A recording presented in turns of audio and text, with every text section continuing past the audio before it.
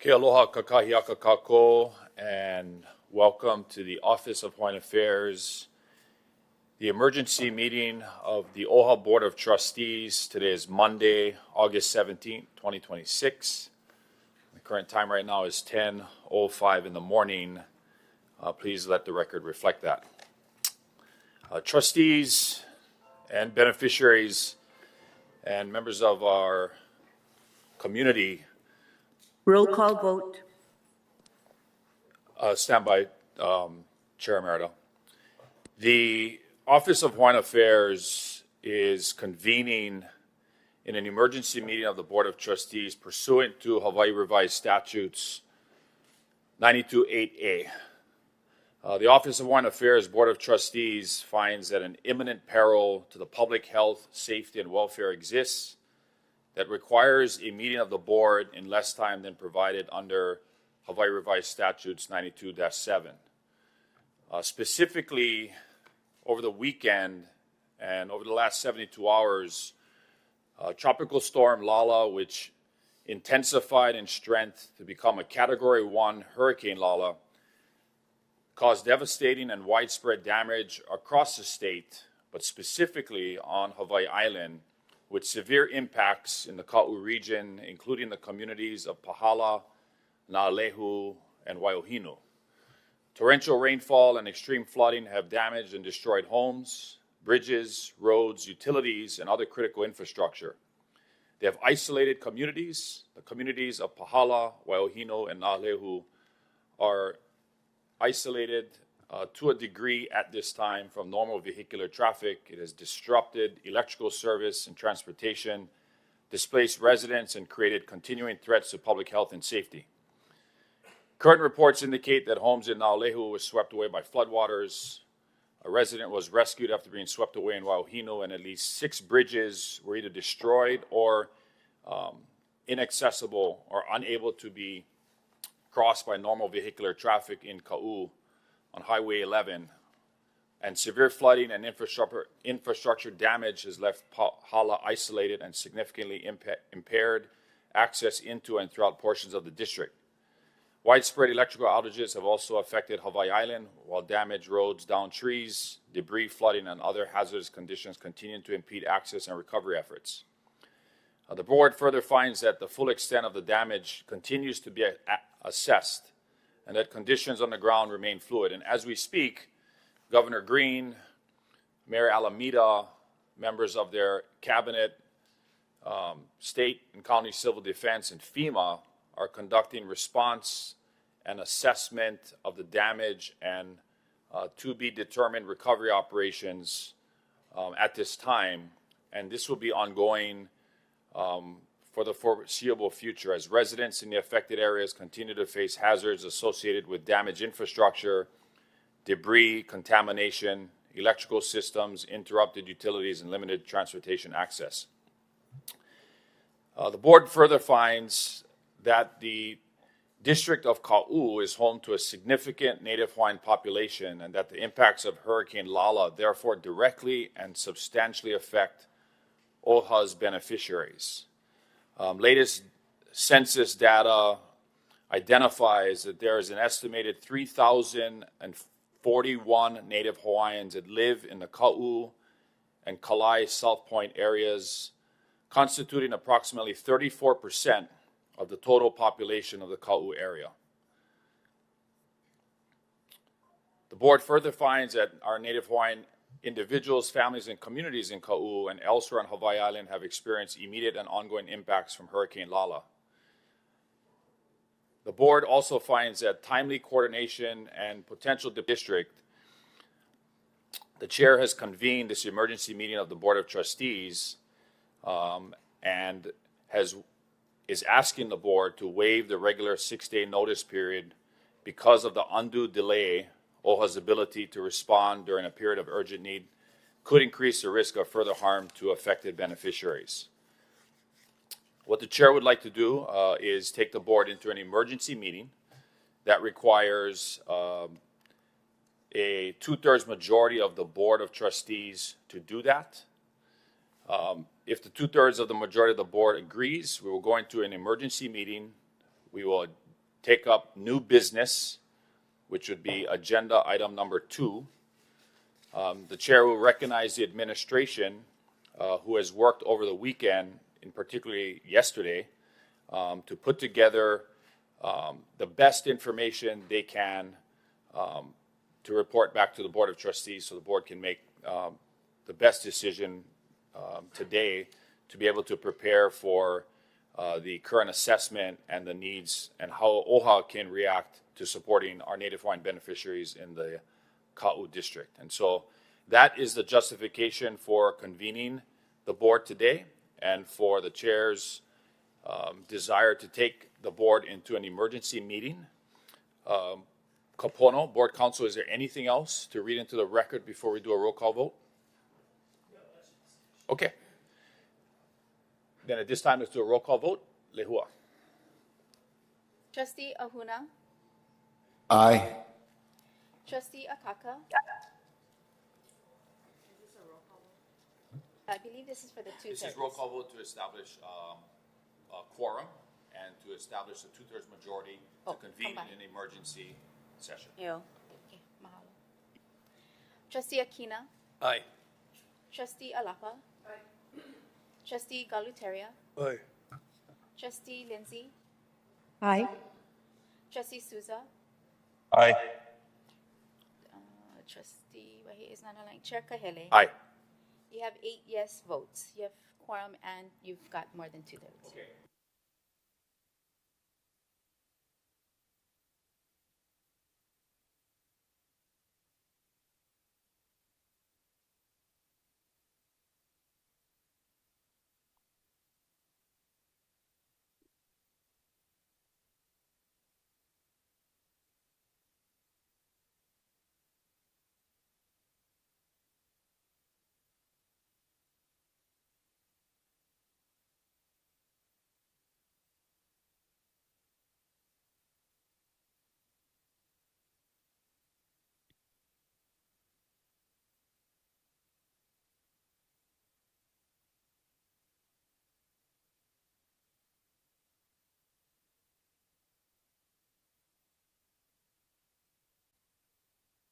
Oh, it's not. Thank you.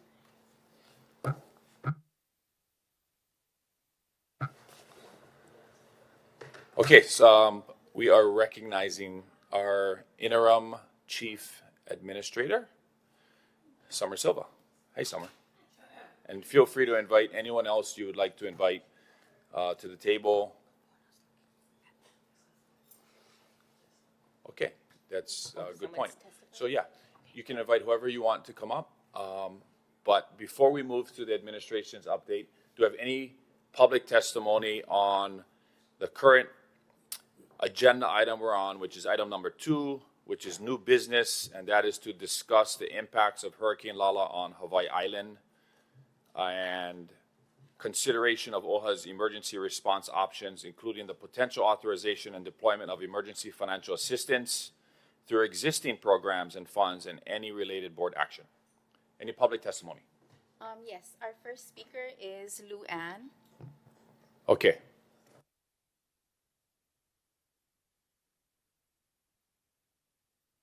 Aloha. From Aloha. Molokai. I want to thank you for this quick action for Hawaii Island. And before you guys go into exec session, I know this is very specific. I ask that you consider this more statewide. Some of us have sustained damages here and still not whole. We are still standing by for other things with OHA program. So please consider expanding, and thank you for the opportunity to testify. Thank you, Luann.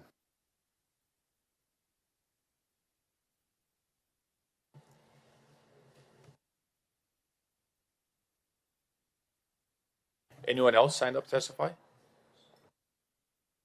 Yes, our next speaker is Marilyn Lemomi Khan.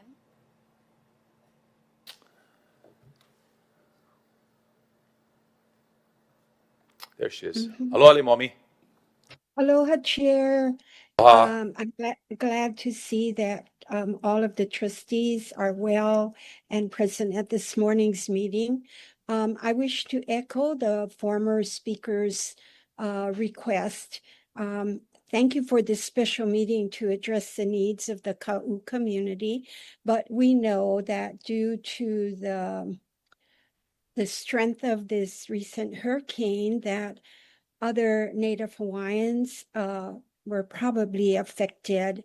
And so I sent a letter this morning, which I think you all have, that explains my request that OHA establish some kind of system to recognize the needs also of other Native Hawaiians.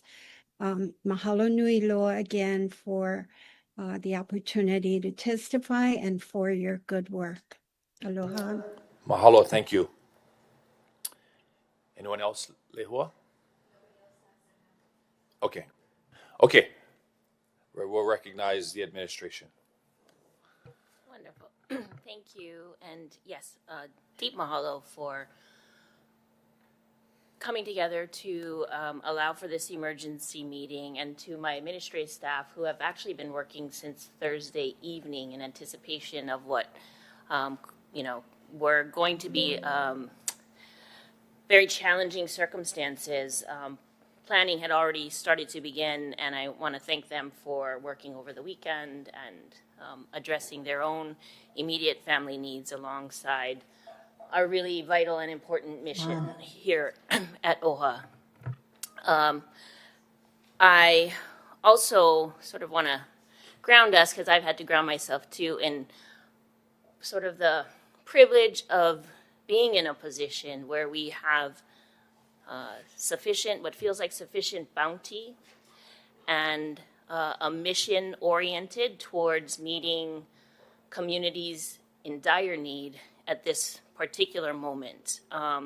It's both a privilege and a responsibility, and it's a reminder that the trust resources that we steward for the benefit of our beneficiaries, no more so than in moments like these.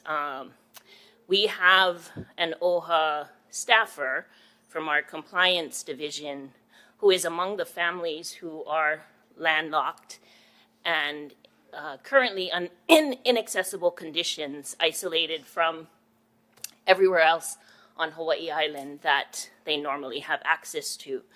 And I am also informed that many of those families are now living among the disinterred iwi, kupuna, of their ancestors.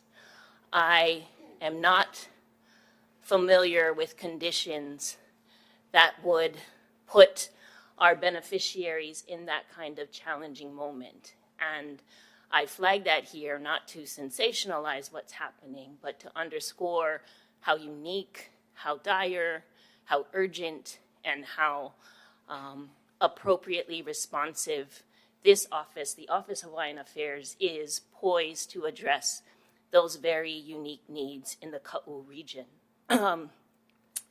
I have also wanted to remind, because I'm reminded every time I'm out in community, this question, which is reiterated more times than I'd like, which is, what has OHA done for me lately? What has OHA done for my community, my families? And I think we have a really unique and important, significant moment to answer that resoundingly with, we came to the aid of our beneficiaries in communities that were isolated, that were without power, without resources, and are also at the same moment addressing some of our iwi kupuna needs as well. It's nothing more traditional, more cultural, more responsive than that. The balance of my presentation today will focus on what our administration came up with in terms of proposed action plans that are both responsive and urgent and prioritizing to this moment, while also putting in the right and appropriate amount of flexibility and stewardship that is necessary to both partner with community to adapt our our engagements with the evolving data that is coming to bear, and to coordinate our efforts with other on-the-ground efforts, including partnerships that have already been established with the state Department of Human Services, the county, the mayor's office here, both in Honolulu and in Hawaii Island, and other partners on the ground, resource hubs that are in Ka'u or that service the Ka'u region. The first proposed action seeks to redeploy the existing EOLA emergency aid resources, meaning all of the balance that has yet to be encumbered and that is in our OHA's possession at this time, which amounts to $140,000. As you may recall, this amount is the balance of the originally approved amount of $6.1 million by the Board of Trustees back in November 6, 2025, to meet the crisis, the emergency disaster that had then been established with respect to the government shutdowns and the SNAP benefit decreases and or eliminations of programs. $184,000 cash available remains and is available to pivot to this LALA disaster fund effort. In addition, also from the EOLA emergency program, the use of approximately $151,000 in remaining unused gift cards is also available. A combination of gift cards from KTA, Foodland, and Times to provide additional immediate and flexible essential needs support to Native Hawaiian households, and where appropriate, to Native Hawaiian serving community resource hubs and nonprofit organizations who can use those gift cards to replenish their supplies, which then in turn replenish the needs of our Native Hawaiian households in the impacted Ka'u region. Altogether, the aggregate amount of those funds are approximately $335,000, and the administration is recommending that we authorize for redeployment and expenditure for the disaster relief purposes set forth with respect to the LALA weather event. So that is the first option available to us. We also have a second reserve of funding, the Direct Disaster Aid Grants Program, which has a remaining balance from the Ina'i Kokua gift card program, a program that was stood up responsive to the Konalo events, and that, if you recall, allowed for the disbursement of gift cards in the amount of $2,000 through the Home Depot partnership that OHA established. $30,000 remains in that program that can be redeployed and pivoted to the LALA weather event, and $407 was appropriated in your FY27 OHA Grants and Aid Disaster Aid budget for disaster relief purposes. This LALA weather event qualifies for the use of those funds. The aggregate total of that amount, just direct disaster aid grants, as you recall, these aid grants are contemplated to be administered by OHA internally and in coordination with all of the payas who lend their expertise, their subject matter, skills, and experience, and their trusted community relationships to identify who recipients of those funds and that aid will be. The aggregate amount is $490,407.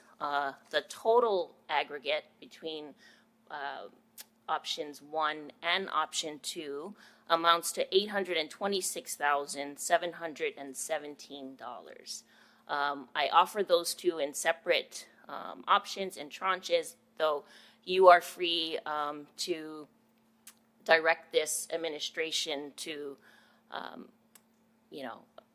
join both programs, if you will, or portions of those programs for the purposes of being as responsive as possible to the LALA weather events.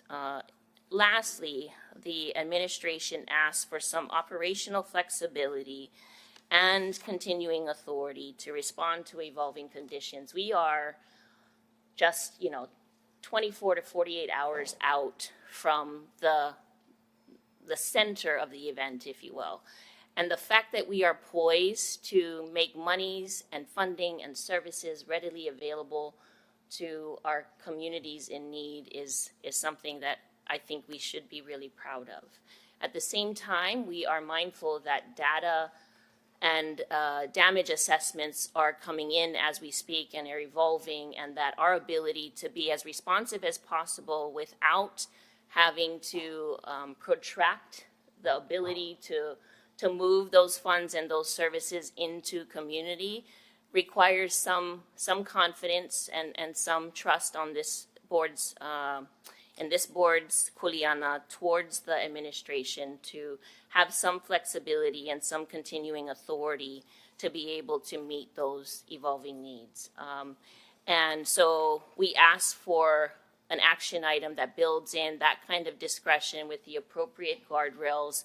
Normally, the delegation of authority is afforded to the chief administrator.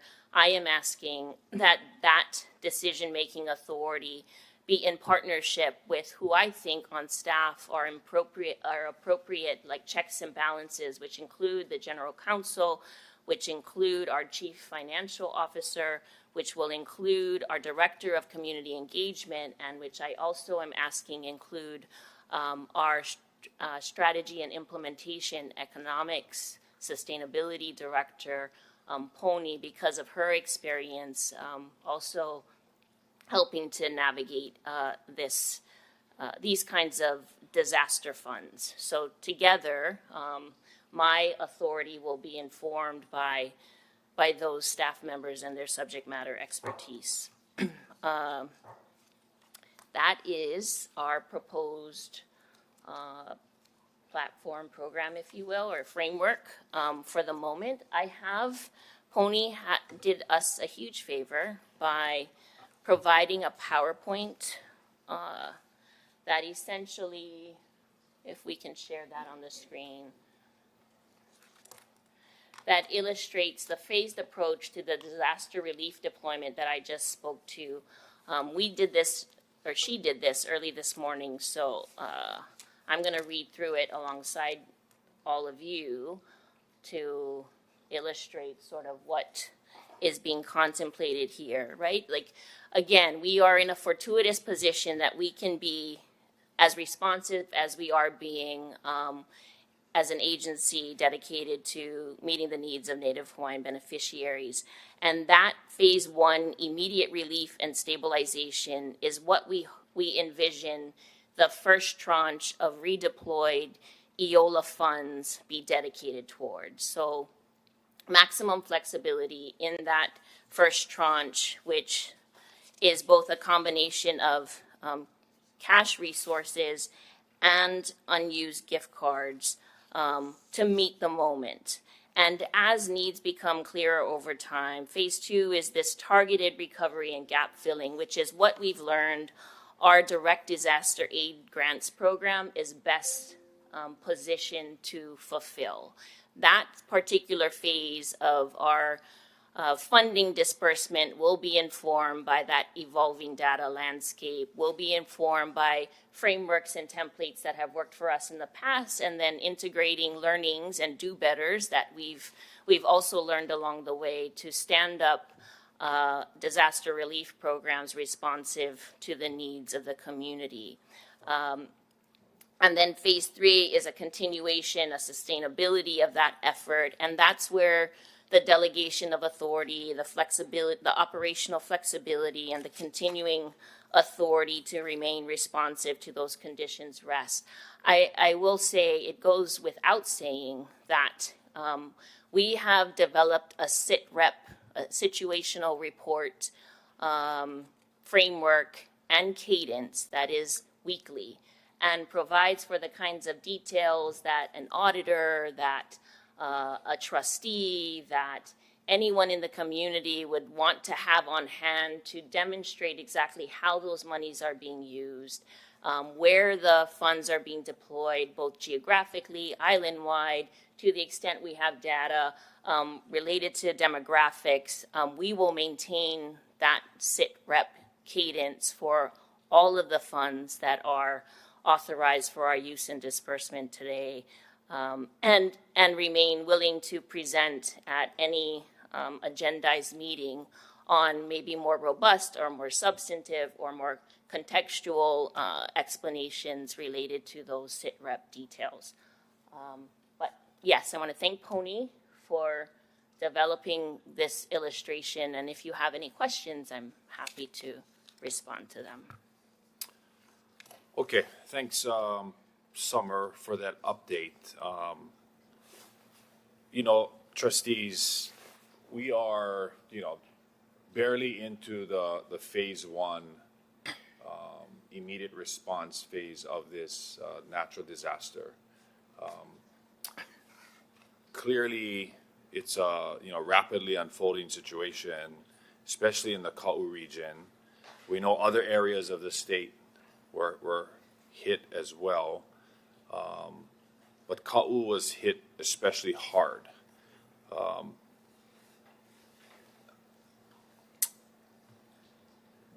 We know we have resources that are available should we want to use them, and at least pre-position them to respond to the urgent needs of our beneficiaries, especially in the Ka'u region.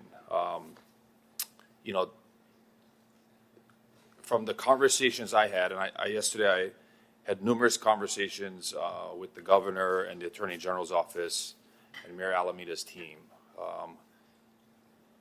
The Department of Water Supply's water system is down in the entire Ka'u region, so there is no running water.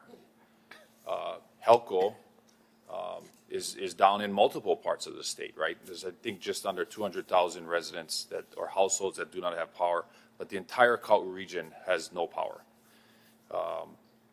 In addition to the inaccessibility of the region right now because of either completely washed out up to 6 roads that have made Highway 11 almost impassable, I think the most urgent need is the ability for the residents of Ka'u and our beneficiaries to have drinkable clean water, power through generators which require fuel, non-perishable food. Those are the things that are going to be really critical for our beneficiaries over the next few days as this unfolds. There's also another major issue in Ka'u, and maybe at some point, Summer, you touched on it in your remarks. We can speak to that, and that is the unearthing of multiple grave sites and iwi kupuna in the Na'alehu cemetery. And for those of you who need a geographical orienting, as you drive through Na'alehu, you have the Punalu'u Bake Shop that a lot of people stop at because of the malasadas and all the bakery items they have. Across the street from that is Na'alehu Ace Hardware. And the road that you would take to go Mauka is Kalahiki Road. And about a quarter mile up on the left-hand side is the County of Hawaii Parks and Recreation run Na'alehu Cemetery. And, for many of us who have seen the videos on Facebook or Instagram, know that a biblical amount of water came out of the upper watershed above Na'alehu town and created raging rivers that had never been seen before. Those waters inundated the Na'alehu cemetery, and as a result, there are reports of multiple iwi and kupuna that have been removed from their grave sites, headstones that are scattered throughout the Na'alehu community. And just in the last few hours, there's been a number of emails from Haima putting together SHPT and trying to figure out how to address this. OHA is obviously through statute a part of and should be a part of this, major issue that concern our iwi kupuna. And so that's something else that we can talk about. So those are my initial thoughts that I have just listening to the administration. Happy for anyone else on our board to jump in and join in the conversation about how we can potentially pre-posture existing assets into the Hawaii Island and Ka'u area, delegate authorities to the administration so that they can be able to respond quickly as Governor Green and Mayor Alameda and the community leaders on the ground in this region identify the most urgent needs. As it stands right now, the Konalo and Iola assets that this board approved without board authorization cannot be redirected to Hurricane Lala. So just very simply, the KTA gift cards cannot be used for Hurricane Lala right now. Like if this board did anything, we would approve that so that we can use the KTA gift cards to buy non-perishable food to get them into the Ka'u region. And so those are just some things to think about, right? We don't have Times Supermarket on Hawaii Island. But through Foodland, we can partner with Sack and Save, which we do have when we're talking getting food into community. But I think those are some of the urgent needs that this region is going to need. And just,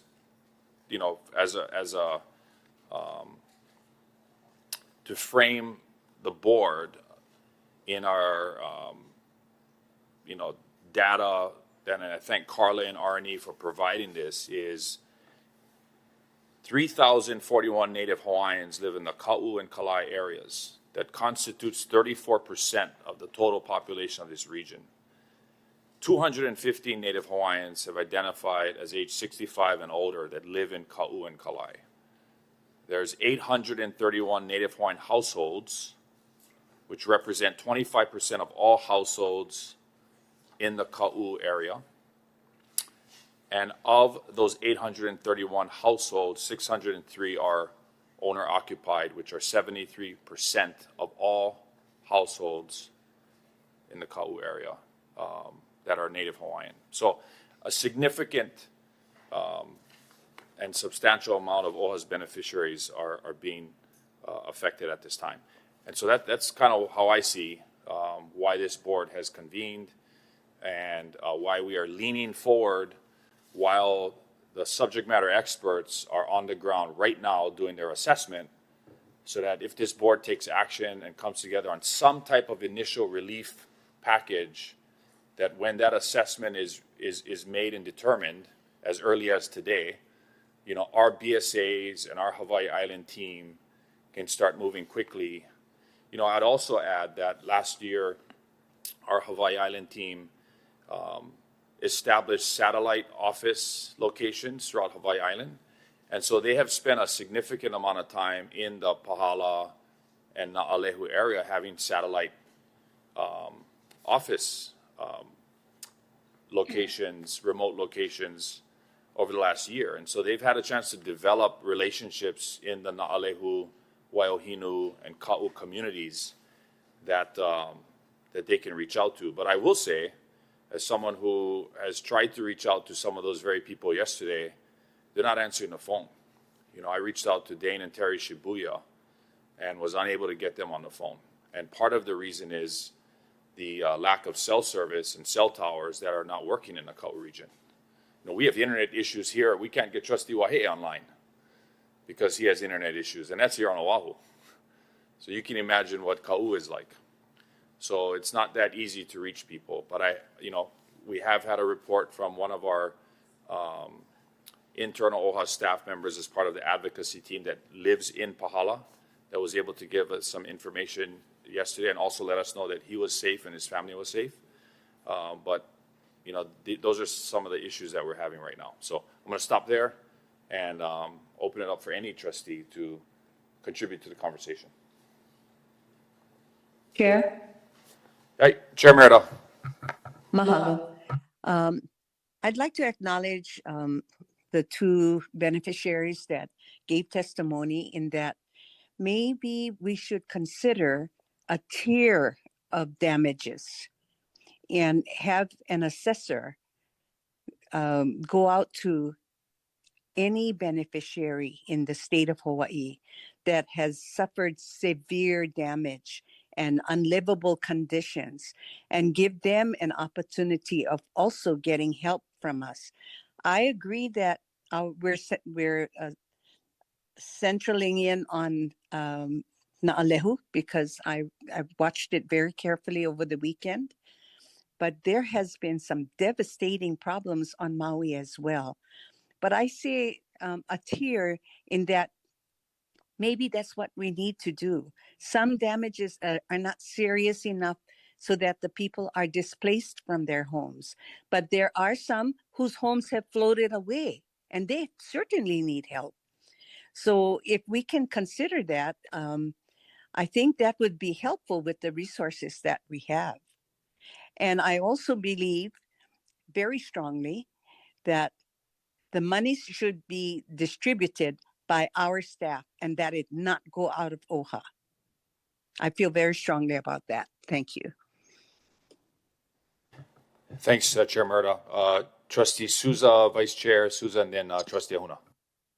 Mahalo, Chair. First of all, I just want to thank you, Chair Kahele, as well as Summer and the administrative staff, and able to, to be able to put together those numbers over the weekend and be proactive about it. And I support the recommendation, both recommendations, both parts of it. I think it totals 826,000 or so, some odd, a little less than 850,000 from what I heard. Nothing more impactful and more rewarding to be able to show up during the time of need for our people. And it's an emotional time. This is a little different this time around. The Iwi Kupuna family members that are affected by that, we send our regards to them and aloha to them as well. Whatever we can do, and same thing I say every time we show up in an emergency situation is that this is the first tranche, it's the first attempt. We'll continue to assess the needs and move from there. And I also agree with, Chair Merida Lindsay, as well as the two testifiers earlier, that yes, we should look across the Pae'aina and address, those issues as well across the state. So mahalo nui. Thanks, Vice Chair. Trustee Ahuna. Thanks, Chair, and yeah, thanks to the administrative staff who put this all together. It's amazing. I just wanted to be clear on some things. What is the action item before us right now? What are we actually voting on? Or we still kind of discovering, or because I would like to see something first if it's possible. Yeah, so Trustee Ahuna, the administration they're basically giving us a buffet of options. This board has, risen to the occasion multiple times already, starting with last October when we had the federal government shutdown and the, SNAP benefit issue for our beneficiaries. So we've started to reallocate essentially emergency funding for beneficiaries, which occurred again during the March Kona Low event. And there are now remaining and currently already appropriated funds that we have turned into, in some cases, gift cards, in other cases, just straight money that's still available. We also, this board, last year in its biennium budget, approved a little under $900,000 for disaster relief funding. FY26 had almost $500,000. FY27 had almost $500,000. And so there is that's also available. And so at this point, what the administration is doing with the limited knowledge they have is giving this board the current balances of what exists and potential options for an action should the board want to allocate resources to the Hawaii Island and Ka'u community. And if so, at a potentially future or near future board meeting, additional statewide resources, to Chair Merida's point about Native Hawaiian beneficiaries that have been affected outside of the Ka'u region. So there's no specific action on the table right now. The goal was to have the administration give an update and have the trustees come to some type of consensus on what would be the most appropriate response as we wait for the on-the-ground assessments coming out of Ka'u. My follow-up question is, now that we're here today, I just wanted to make sure that we release money so that we can do something so I just wanted to make sure of that. Thank you. Okay, thank you. Trustee Galataire? Thank you. Thank you, Chair. And thank you. Thank the administration for taking on the heavy lift. Everything is fresh right now. So I believe that coordination is key too, so that as we move forward, we know who's doing what. Left hand knows what right hand is doing, so we don't duplicate an effort. If there's partnerships out there that we can recognize and move forward on, they probably know what to do better than we do. So let's not reinvent the wheel where we don't have to.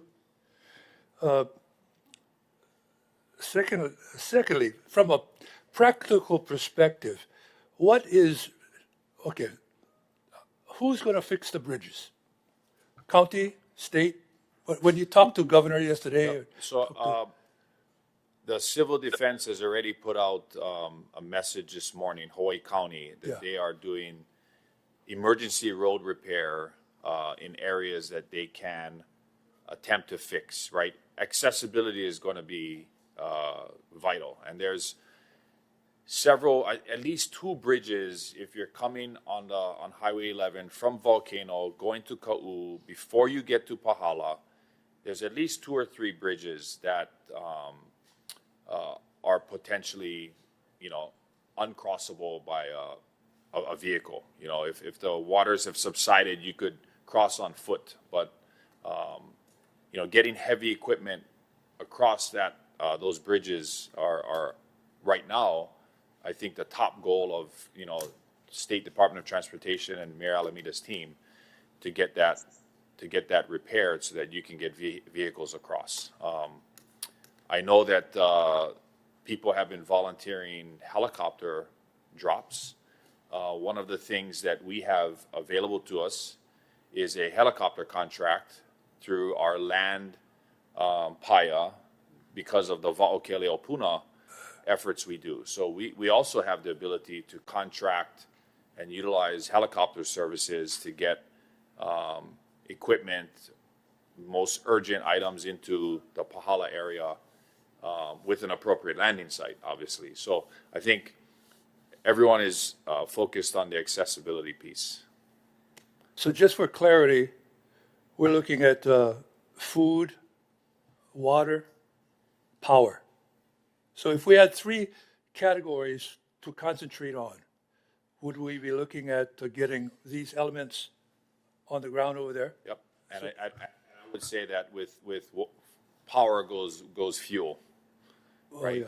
Yeah. And as someone who was boots on the ground during 2014 during Hurricane Isel, and went personally out to go deliver generators into Lower Puna, I know that that goes a long way, and getting generators into the district, fuel into the district, and water is going to be really important. There's also the likelihood that residents in the community might be displaced or relocated from their homes into temporary housing, and that could be hotels, right? There's an opportunity for OHA to step up to relieve families of that financial burden as well. I think there's multiple ways for us to help, but yes, those would be the kind of most important things that would be the most impactful. One final question about the EV. Did any of the leadership tell you how that's being handled? Are the burial councils involved here? Because there's a cultural protocol when dealing with Evie? Yep. So the Hawaii Emergency Management Agency and their Operations Human Services Branch received a request for assistance. I believe this would have been from the County of Hawaii, assistance number 7054, regarding technical assistance for the proper care and handling and reinternment of human remains displaced by the flood event in Alehu. So Haima is, I don't want to say taking the lead, because I do believe the County of Hawaii Parks and Recreation owns an Alehu cemetery. And so I believe there's a coordinated effort to address this urgent need. But that is also including State Historic Preservation, City and County of Honolulu's medical examiner, the Department of Health's EMS chief, the University of Hawaii's forensic anthropology team, and they've specifically requested the Office of Foreign Affairs because of our expertise in iwi kupuna and our statutory requirement that places the kuleana of our iwi kupuna in OHA's wheelhouse. So they are moving very quickly, and they realize that this is a major issue. Okay, mahalo for now. Thank you. Trustees, any other thoughts? Trustee Kina? Thank you, Chair. I appreciate that. And as others have expressed, I want to thank you for putting this on the agenda and calling us together. This is an important time for us to join together for the people for whom we care. Now, that's statewide, of course, and I know we have particular concerns for areas that have, where we've learned the need is very great now. My thinking is that we should definitely act, and as soon as we can, have our administration exercise all authorities that have been granted already. We have set ourselves up for that purpose so that we wouldn't, even if the board hadn't met today, we wouldn't be preventing our administration from acting in a proactive way. Part of that action, I believe, I would say secondly, we need to do is assess, as Trustee Lindsay has mentioned. We need to know with the best information what is needed and where it is needed. And that knowledge will unfold as the days go forward, as we discover that there may be areas of need that we're not aware of yet. And we discover, as you point out, the ultimate needs for power, for food, for emergency cash, and so forth, water, and this will help us in guiding. So first, let's act, or allow the administration to act. Secondly, assess. And third, I think we need to ensure accountability. I'm reading the latest report for our Kona Low recovery operations dated Friday, August the 7th. And this information is based upon what we know last week. As of August 5th, 394 applications have been received statewide, with 86 applications approved and $1,098,000 distributed to beneficiaries. A total of 156 applications remains in the review pipeline. Now, we had someone testify to us today and sent in her written testimony, that's Luann Mahiki Favorito, that her family applied, and that was in March of 2026, and has not received any assistance since then. I don't know how widespread that is, but if there are 156 applications that we know of that have not been met, that impact will be at two levels. One, it may impact the resources that are available to transfer, because we wouldn't want to transfer from the Kona Low needs money that still needs to go to people who are awaiting it. But it also may have an impact in terms of giving us information as to efficiencies or that need to be improved in our distribution process. We want to do that before we embark on more distribution. We want to do that in the most efficient way, and so we want to make sure that there will be accountability. I would recommend that we affirm today the authorizations that exist that will allow our administration under Summer's leadership to go forward, give some advice with regard to that. Secondly, call for the administration to conduct the best assessment of needs, what is needed and where. And third, make sure that we evaluate the processes that have been used with EOLA in order to ensure the most efficiency and accountability as we quickly move forward to meet the needs of Lala. Okay, thank you, Trustee Aquino. Trustee, you good? Trustee Alapa? Oh, I'm sorry. Go ahead, Trustee Akako. Mahalo. Mahalo, everyone, for coming together and the diligence that has been done thus far. Having talked to beneficiaries, having talked to Ohana throughout the island of Hawaii and throughout the state, it is most concerning some of the news that we're seeing, some of the reports that we're hearing firsthand in what they're experiencing from loss of power, continued loss of power for now it's a number of days. The need for gasoline, the need for clean water, the need for power sources, the need for food, and those that do not have proper transportation as they did not have it prior to this storm, or they have lost their vehicle or vehicles on top of losing their homes or access to where they need to go. There's a lot to consider here, and I appreciate being presented various options and how we can best move forward so we can look at the assessment from a short-term and a long-term point of view. I'm thinking out loud how we collectively can look at how we can get resources out immediately within the next so many hours, within the next so many days, within this week, within the next so many weeks. What is our short-term and our long-term initiatives on this? I would like to see that on the board so that we can have these options presented to us so we can best move forward and look up how internally. I appreciate what Trustee Lindsay had mentioned in terms of having different tiers and looking at statewide assessment. And clearly, Hawaii Island has really taken the brunt of the storm impact. And so that we can look at internally how we can do this, whether we're going to have short-term hires or those contracted in within OHA, as I would really like to see from this storm on and for emergencies such as this going forward, that we're able to have a department within OHA to handle matters such as this. So we're not always having to contract out. We're not always having to seek outside assistance, that we're able to handle this from within.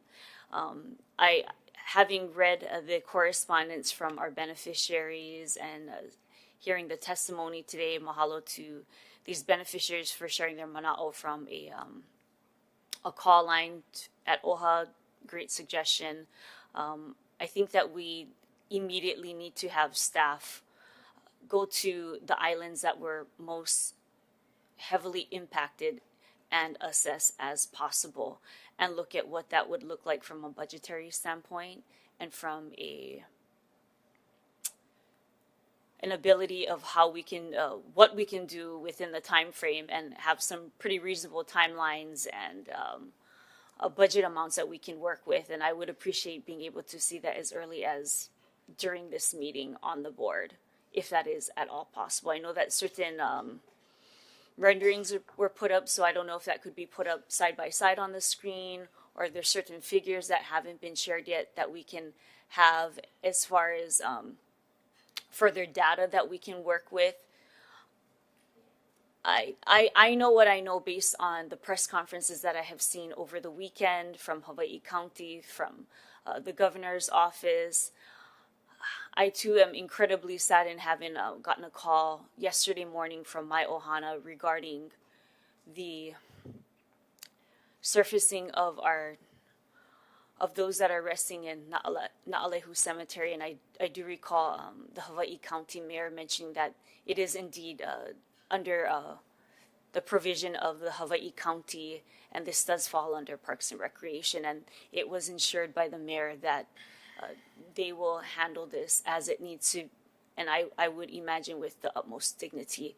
And given that our mandate as OHA regarding EV kupuna is clear, I would be interested in receiving constant updates on that as well, so that we can be proactive, as I know that it's very heavy on kaumaha on our community to not just hear but see the visual documentation of what is going out into the Na'alehu parking lots and parts of Na'alehu that really is quite devastating. So with that, if we can, any other information that you folks can put on the screen for our trustees in person, virtually, as well as our beneficiaries that are tuning in now and in the future, that would be greatly appreciated. Yes, thank you for that. We'll do, and we actually do have some information that we can put up. Everett is working on a motion, if you will, that you could consider deciding on, that outlines the option 1 and option 2 framework.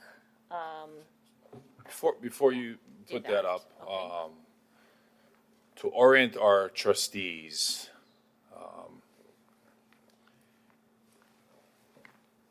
this is the main highway that runs through Na'alehu town, and this is the Punaluu Big Shop.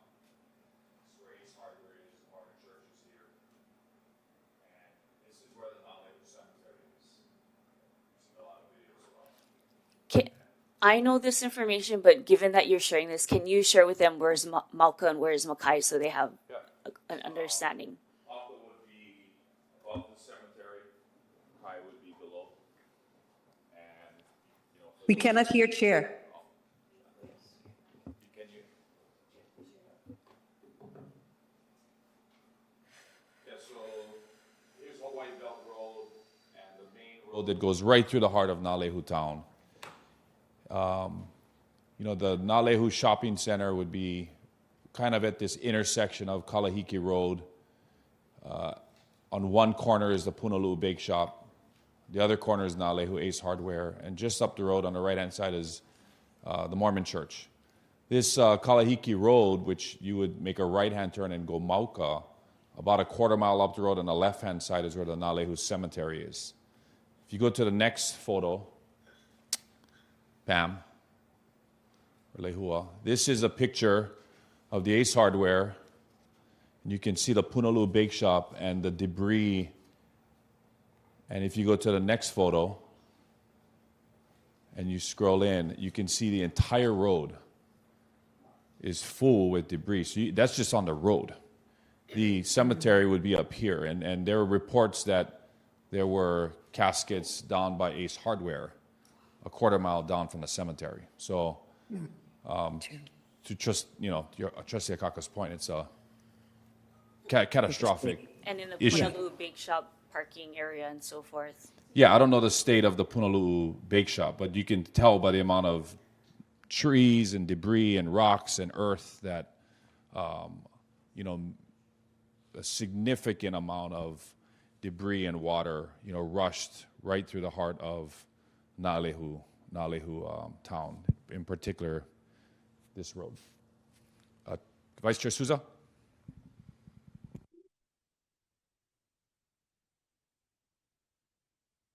Hey, Mr. Chair.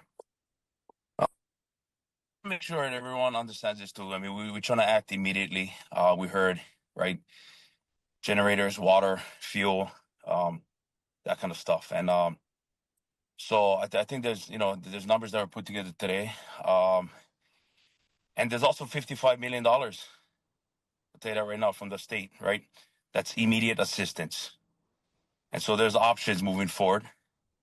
We can also look at that as well. But I think it's also important to know that as we distribute the funds, that's how we will continue to assess as well, right? When boots on the ground, if we sit here and say we want to set up a team, that's a long-term fix for our organization in assessing needs in the future. But currently, I believe there's numbers before us, and I want to act quickly for people. And as we go along, we may have to, reallocate those funds elsewhere. We don't know what what's going to happen in the next couple of weeks. And so I think the immediate need right now is what we got to kind of go back and start addressing again, Mr. Chair. Mahalo.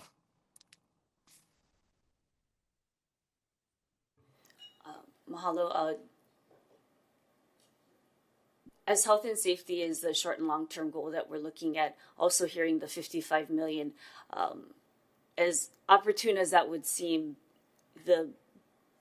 how it passed in conference was clearly written that this is specifically to address the federal cuts, funding that goes to Native Hawaiian programs from the federal government, and regarding health education and so forth, and not with development and building, and those were the specific wordings during the conference and how that came to pass. Now, what was discussed and what we are aware of in the last couple weeks is that there is an amount that has been built up since it's been deposited, and maybe that is perhaps the funding that could be looked at in terms of the interest of what is being built day by day and weekly. However, that specific 55 million is not something that we could use for this. However, I would be interested in seeing what funds we have available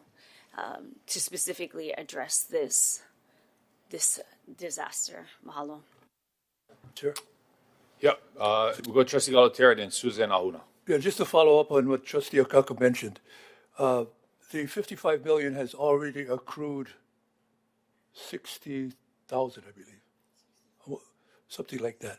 That is correct. 65,000. 65,000 over 4 weeks.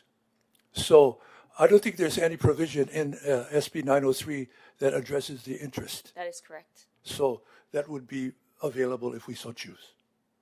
Okay? Thank you. Let me just do Vice Chair Souza and then Trustee Ahuna. Yeah, and Mr. Chair, in addressing the $55 million, when you put provisions in it like that, and I'm going to just be clear on this, it's open to interpretation, and that's why we have an ad hoc committee to address how to move forward and make the recommendations to the board. And I just want to be very clear. Maybe Trustee Akaka's understanding of what it was, it is one thing. And when it comes before the board, I look forward to having more information as to how we can immediately assist our people. Mahalo. Okay, Trustee Ahuna. Yeah, Chair. No, I just was, again, is it possible to get those motions on the board just so we can speak to what we're going to be voting on? Yeah, we'll do. And then So- if Pony has a presentation, I didn't see it yet, or maybe she can address some of the questions that everyone's having, but I mean, I don't know what the motion is. That's why. So it's hard. I'm listening to all kinds of things all around me, and I just want to make sure we're speaking to whatever this motion is going to be about. Oh, totally understand your frustration, Trustee Ahuna. I promise we're going to have something up that we can entertain. Summer, did you have anything else to add to the previous point?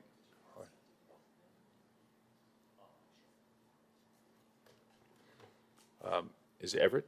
Okay, Everett Ota was General Counsel. Thank you, Chair, and good morning, Trustees. As noted, the 55 million made available through Act 32 is the subject of the ad hoc committee's pending work, as stood up last week at our Board of Trustees meeting. The provisions in the Act, though, are general in nature, and they provide for use on Native Hawaiian programs and services with critical short-term funding needs in the areas of education, health, economic development, and community-based initiatives, with use on residential and mixed-use development and related infrastructure expressly excluded or prohibited for that use. It doesn't specify that the needs need to be attributed to the federal funding reductions, just that it is targeted to one of those areas, the 4 areas that I identified. And it doesn't speak to the specific allocations that need to be made across those particular areas. Okay, thank you. To quickly Chair? respond. Sure. Hey, Chair Merida, go ahead. You know, I was just thinking of all this talk of transferring money from here to there.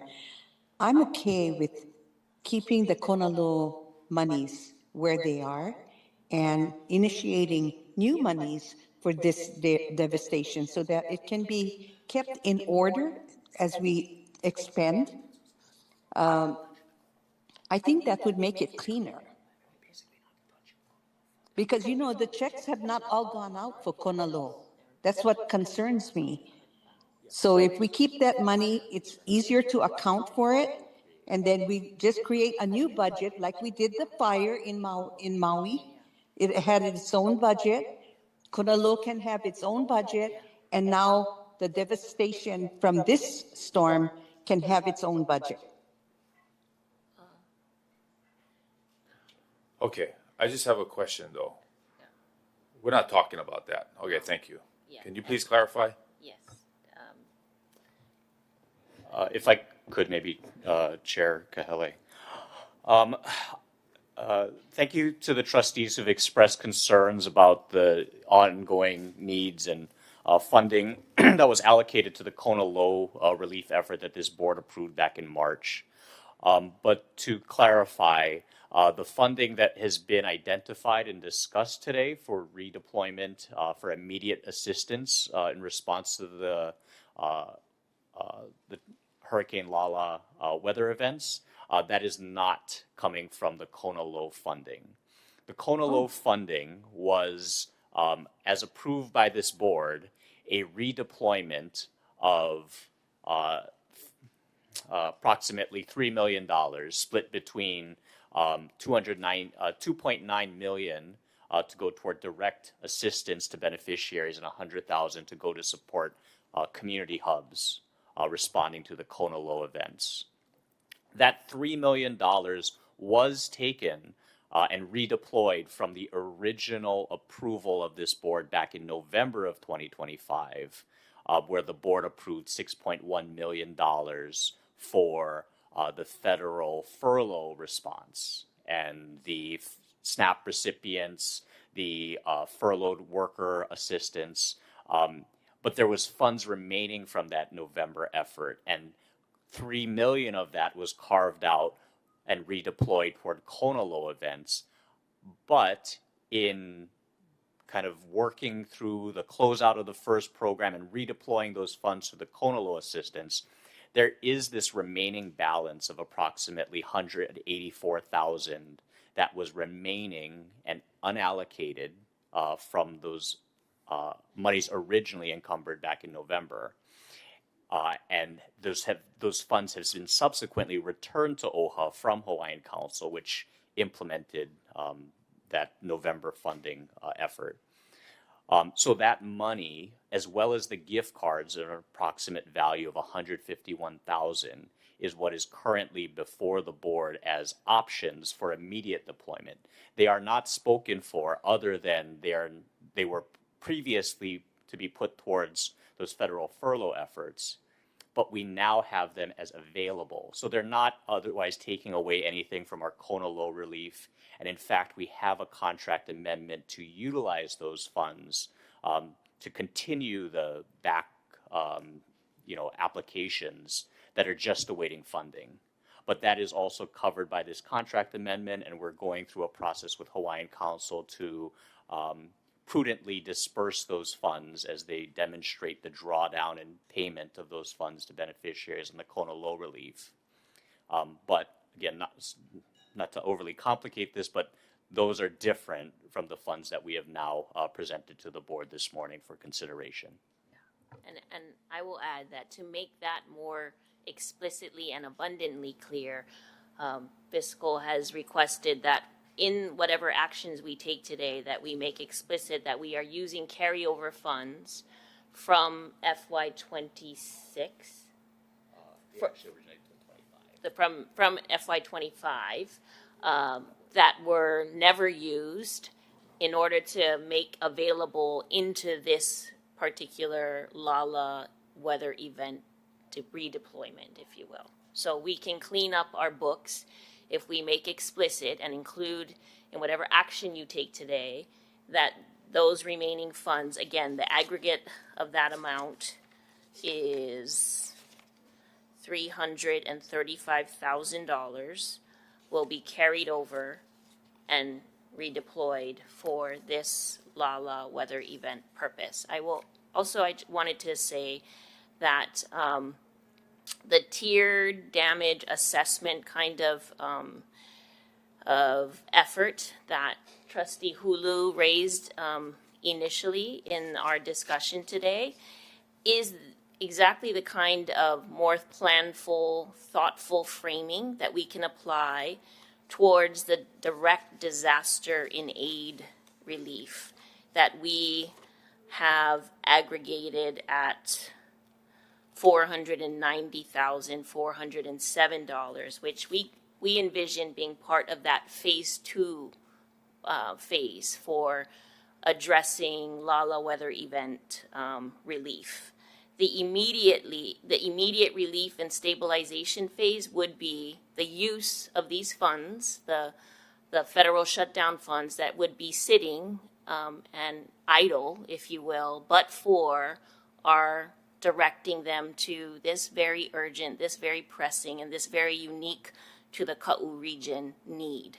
We can be more planful. We can think of other ways to deploy the remaining funds, in particular these direct disaster aid grants, with a little more time and a little more effort. I will also say, to the point of our caller, our beneficiary who requested a helpline, early this morning, and this was planning from yesterday, our BSAs were equipped with scripts, telephone scripts, in order to provide, real-time, thoughtful resource messaging to any beneficiary who calls the Office of Hawaiian Affairs. And Bill Brennan and his team over the weekend also used all of our social media platforms to outline all of the resources available during disasters and with which OHA is familiar and has partnered with our most recent and sort of historically done. So that helpline effort is underway. Of course, we can always improve, and should you approve today's action item, this particular program will also be among the list of resources available to our beneficiaries. I'm also pleased to say that our Hawaii Island staff on island in Hawaii are already committed to being our on-the-ground foot soldiers in this disaster effort. So we don't need to add temporary hires or anything of that nature for this purpose. Those PAYA directors have committed their staff to be responsive to the moment, and they are our best on the ground community ambassadors and representatives. They have steep relationships with the community. They have networks that they're already availing themselves of, so that we can take advantage and leverage connections to community in order to deploy what we hope will be your approval today, funds and services and resources. So that too, fortuitously, is already underway. And yes, if there is a broader desire, a broader effort to make more statewide outreach available, then we can always look to the $55 million, which is also in our possession, and any interest thereof to address more expanded needs as good data comes to being. Thanks so much. Chair? Hold on one second. I have a question, Chair Merida. The 30K for the Inai Kokua gift card program. Can you explain that again? Yes. So $30,000 remains. It's I got a text from Lisa while I was sitting here, and I don't have my phone with me now, but $30,000 is the remaining balance held with Home Depot, sort of committed to gift card usage, but not allocated because we have exhausted the list of applicants who are eligible and are poised to deploy and exhaust whatever funds we have for that that list of eligible applicants, and this is the remainder. There was some thought to be using that remainder to help with shipping costs associated with Molokai beneficiaries in particular who received gift cards and may need a plus up in order to get their goods delivered to their island. But again, the totality of that fund is not likely to be exhausted by those Molokai recipients. And so any remainder thereof would be appropriately pivoted to another disaster relief effort that, but for us repivoting those funds, would sit idle in the same way that the federal shutdown fund sat idle if we don't do something affirmative with that balance. But that's with Home Depot. That is with Home Depot. So the 30K is with Home Depot. It's like a credit we have with Home Depot. Correct, according to the information that I got from Lisa. Okay. Yes. All right, Chair Merida. This morning. Yes, I just want to ask that I'm in approval of all that Summer is suggesting in the action item. However, I'd like to include like the extreme beneficiaries away from Naalehu to be considered as, I mean, who knows whether a house floated down in Waiahuli, Maui, and they need help too. But that's exceptional. Naalehu is exceptional. So we concentrate on Naalehu, but we have to open it up to all of our beneficiaries who have suffered, let's say, the tier 3 damage to their homes, and they are displaced. It would not be fair on our part if we don't help those people. So I want to be sure that our action item includes them only in the high tier, in other words. You know, small kind of damage, maybe not, but the big damage where they're displaced, we need to consider them as well. Okay, yeah, no, I totally understand, Chair Merida, what you're talking about, and I completely agree. I think I have a plan, but I just want to verify with Board Counsel Kapono. Just give this to Kapono. In terms of the emergency meeting and the agendized item that we have in front of us and the constraints under which the board can act today under this agenda item. Yes, this agenda item is just for the specific areas identified in the notice. Right.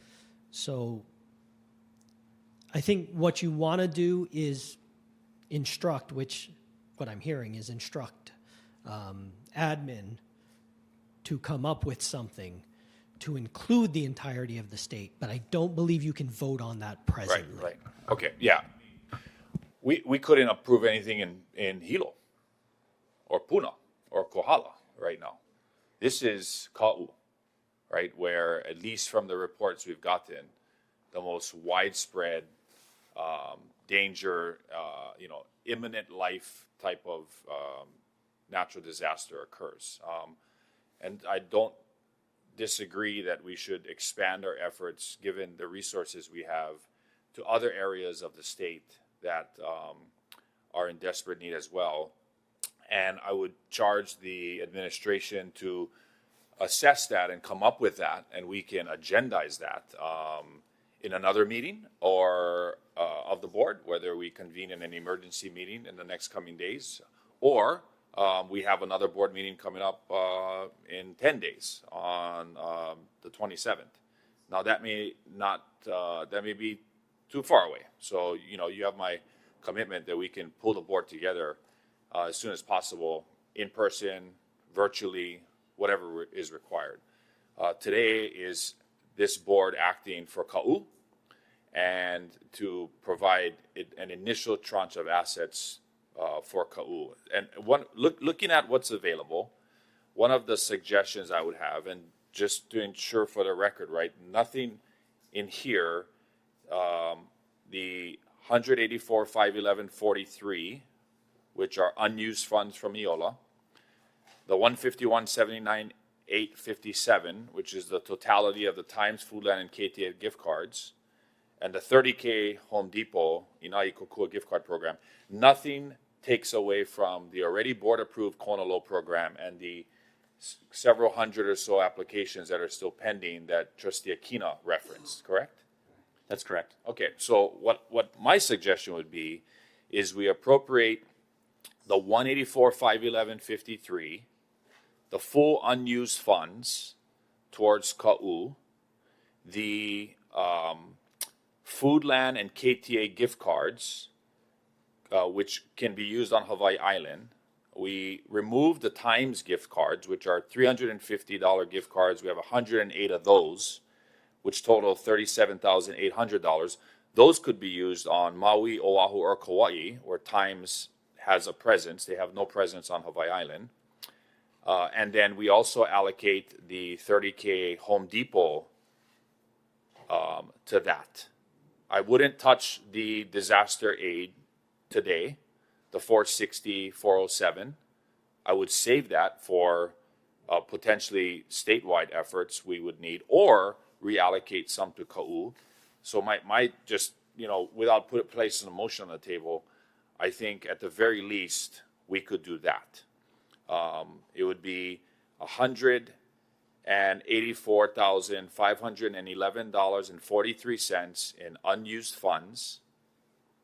It would be $113,998.57 in unused gift cards at Foodland and KTA. Those would be 244 gift cards that are $350 in value, and 218 KTA gift cards that are $175 in value.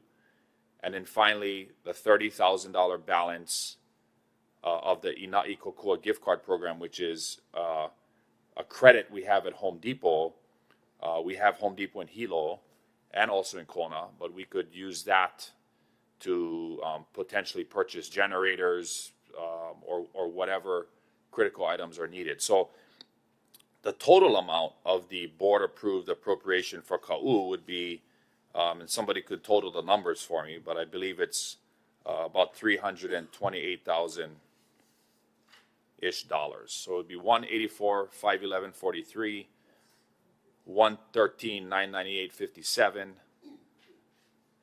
which is basically the 151,798.57 minus the Times gift cards, which are 108 times 350, and it would include the $30,000 Home Depot program. So I think that one math is different from mine. Sure. Yeah, that math is different from mine. So we want to, hold on. 161. Is the unused funds from EOLA 184,511.43? Yes, Okay, so that number. that number's correct. The gift cards are 151,798.57. All three gift cards combined. Correct. And Okay, so subtract the Times gift cards. So $350 times 108. So I apologize. What you are seeing, you're looking at the 151 is the discounted gift card value. What is actually the face value of those cards is 161,350. And so what we ideally want to do is subtract the 37,800 total times. From the 161,350. Correct. Okay, yeah. Okay, that's where we're off a little bit. Hold on, Chair Emerita. We'll go right to you in a second. Let's just get this math straight. So that would be 123,550 Correct. plus 30,000. Plus 30,000, correct. That's your proposal, yes. It's just, I'm just talking, right? Is 184,511.43 in unused funds, 123,550 in gift cards for KT and Foodland, and the Foodland gift cards can be used at the Sack and Saves on Hawaii Island, and then the $30,000 Home Depot balance. Yes, that's $338,061.43. That's my math. Grace, you check me on that. Yeah, so that's what this board could approve for Ka'u. We would retain the Times gift cards that could be used on Oahu, Maui, or Kauai. And I would encourage our, at-large or our island representative trustees that have relationships and boots on the ground that potentially could utilize those Time gift cards to work with administration. And it would preserve the entire 460, 407 of the FY27 disaster aid for further assessment by our administration and the other government agencies and come back to this board, either in an emergency meeting, if that's what's required. If, to Chair Merida's point, someone's in a tier 3 disaster and their home is literally unlivable on Molokai or Maui or on any of the other islands, to include Hawaii Island, outside of the Kau district, and they need immediate support, we can convene the board in an emergency meeting. I believe the statute component allows us to convene, given the severity of the disaster, or we can take it up at the August 27th board meeting, where administration 10 days from now will have a much more robust, fuller picture of Hurricane Lala's, impact on the state. That's just my suggestion. Trustee Akaka. Hello. Could we have those figures up on the screen so we can have that visual on there? Yep. And also, as this discussion continued, I also want to share that I also received word that, and this is further speaking to health, education, and economic resiliency. And as many of us know, the school year has begun and is continuing to begin through the end of August and so forth. And I just received word that in Ka'u, Na A'ali'i Ku Makani, the first Hawaiian language immersion school in Ka'u, was devastated by the flooding as well. So their starting of their school year is inevitably at a pause from what I'm seeing here. And so as many organizations are starting GoFundMes and fundraising efforts and spreading the word, this is something that I'm now seeing brought to my attention, and walls being flooded out and moved, and what that means for the communities in terms of getting to school, having a school, what that looks like in them continuing their jobs while their children are in a learning environment. I think these are all critical things that we need to look at. And if we are going to be looking at the funding that we received at the state legislature with the carry forward account, and specifically when it comes to the emergency and critical needs, again, health and education and economic resiliency falls under that. Of course, we have to keep in mind that specific provision of not including new development and construction. However, I'm open to exploring what this looks like in this specific area and beyond. And so if we can have in bullet point format or visuals on the screen in terms of what our options are today or in the next so many days, that would be greatly appreciated. Yeah, we'll do, Trustee Akaka. And to your point, not only are schools closed statewide at the governor's order yesterday, and will be, I believe, reassessed by 5 p.m. today, whether or not schools stay closed statewide again tomorrow. But there's no doubt that public schools and charter schools in the Ka'u region, Pahala Elementary, middle school and high school, Na'alehu Elementary, and others are going to be affected for the long term. So I think, to the point of the trustees and to Everett's clarification, should this board want to use any part of the financial resources allocated under SB 903, because of the latitude that the legislature gave this board to use that funding for critical short-term needs that address education, healthcare, housing, and community-based initiatives and economic development, that we could potentially do that. I would say we got to work together with the ad hoc committee, since we've already given that kuleana to Chair Galutaria and Vice Chair Souza and the other, Vice Chair Wahei and the other administrative staff. But I think that's a good start for this board today. And we know that there are community groups, some that I know of. Longtime community group is O Ka'u Kako. That's Uncle Wayne Kawachi. Of course, Hana Lau Lima, Dane and Terry Shibuya. Ieve Hanau O Ka'aina, that's Jody Rosam. There's Vibrant Hawaii that does a lot of critical work on Hawaii Island as well. Catholic Charities. And so there are community hubs that I'm confident are going to start standing up that we can be able to support. And with that, Summer, the community hub funding that we allocated during the Kona Low, we didn't only restrict to Native Hawaiian specifically, but community hubs that support Native Hawaiian communities, right? Correct. So speak to that. Like, let's say Yeah. there's a community hub that we want to appropriate $25,000 to because they are doing fuel for generators. Yeah.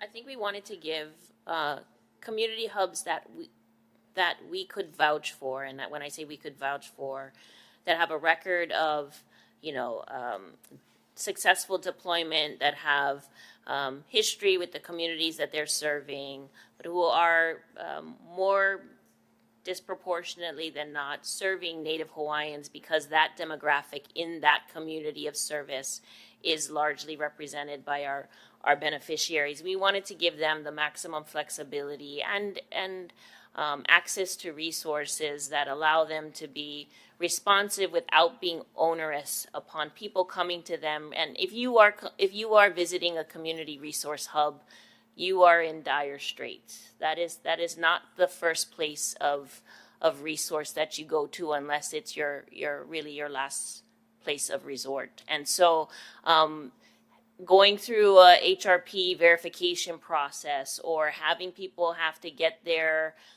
birth records and show it before getting a gift card, not the kind of engagement we want to be having. I would also say, insisting that OHA branding be on every single transaction, also not the most sensitive at that time in that space, to be empowering our community hubs who have pilina to the places that they're serving, the kind of autonomy that and dignity that they deserve for stepping into this moment and being of service. So for those particular awards, we give some latitude, but that latitude is safeguarded, if you will, because their reputation, their record of service, and their place in that community is as trusted, servants. So that would be the same kind of standard we'd apply for the awarding of community resource hubs to the Lala weather event. I'm sorry, I want to make sure I hear this correct. So you're saying that it should be at the forefront in terms of OHA, it being shared that this funding is coming from OHA? This funding would be a direct grant from OHA to these community resource hubs. That particular engagement, we can, uplift and be a part of, participate in, but from the point at which those hubs receive those funds in order to execute and discharge the service that they're doing in community, we want to give them maximum flexibility, maximum autonomy to go ahead and get those needs met. Mm-hmm. Yeah, I think it speaks to as well what you had mentioned earlier in this meeting, that oftentimes the question is, what is OHA doing and how is OHA positively affecting me, so that they know that this is truly coming from OHA, and that OHA has the health and safety at the forefront of our actions and what we're trying to do for the community, so that they can rest assured that they are top of mind at this time. Mahalo. Agree.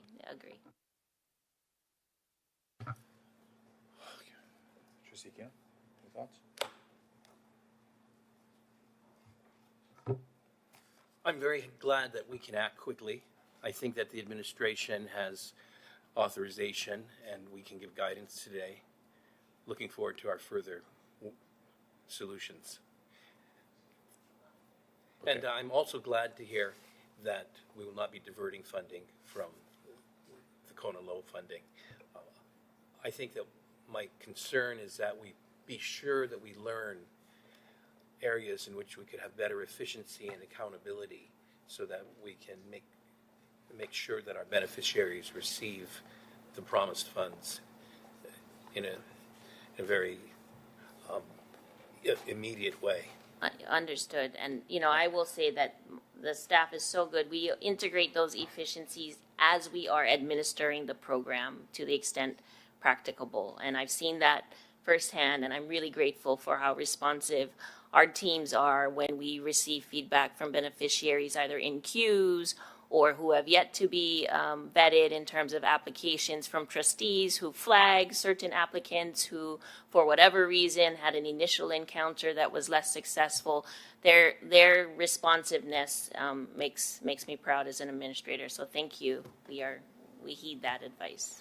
Thank you also, Summer, for your sensitivity to our sharing of our brand, which is, as Trustee Akaka points out, important and valuable, and yet at the same time something about which we want to be sensitive at this time, in which we show our heart and our compassion rather than trying to advertise. That's good, and that's all part of our accountability for the message that we send, and so I thank you for that. Also want to note Trustee Wahe, I believe, has joined us. He's dialed in via phone, and he's joined at 11:06. Is that correct, Leoa? Yeah. Okay. I have a question. Okay, yeah. Go ahead, Trustee Kaka. And then I believe Keishan, our COO, has his hand up, so I want to go to his question. Mahalo. I would like to know what the recommendation is when we do receive from beneficiaries or those that are caring for or wanting to help or ensure that our beneficiaries who are in dire need get assistance. What, as a trustee or for our staff, how should we best handle that?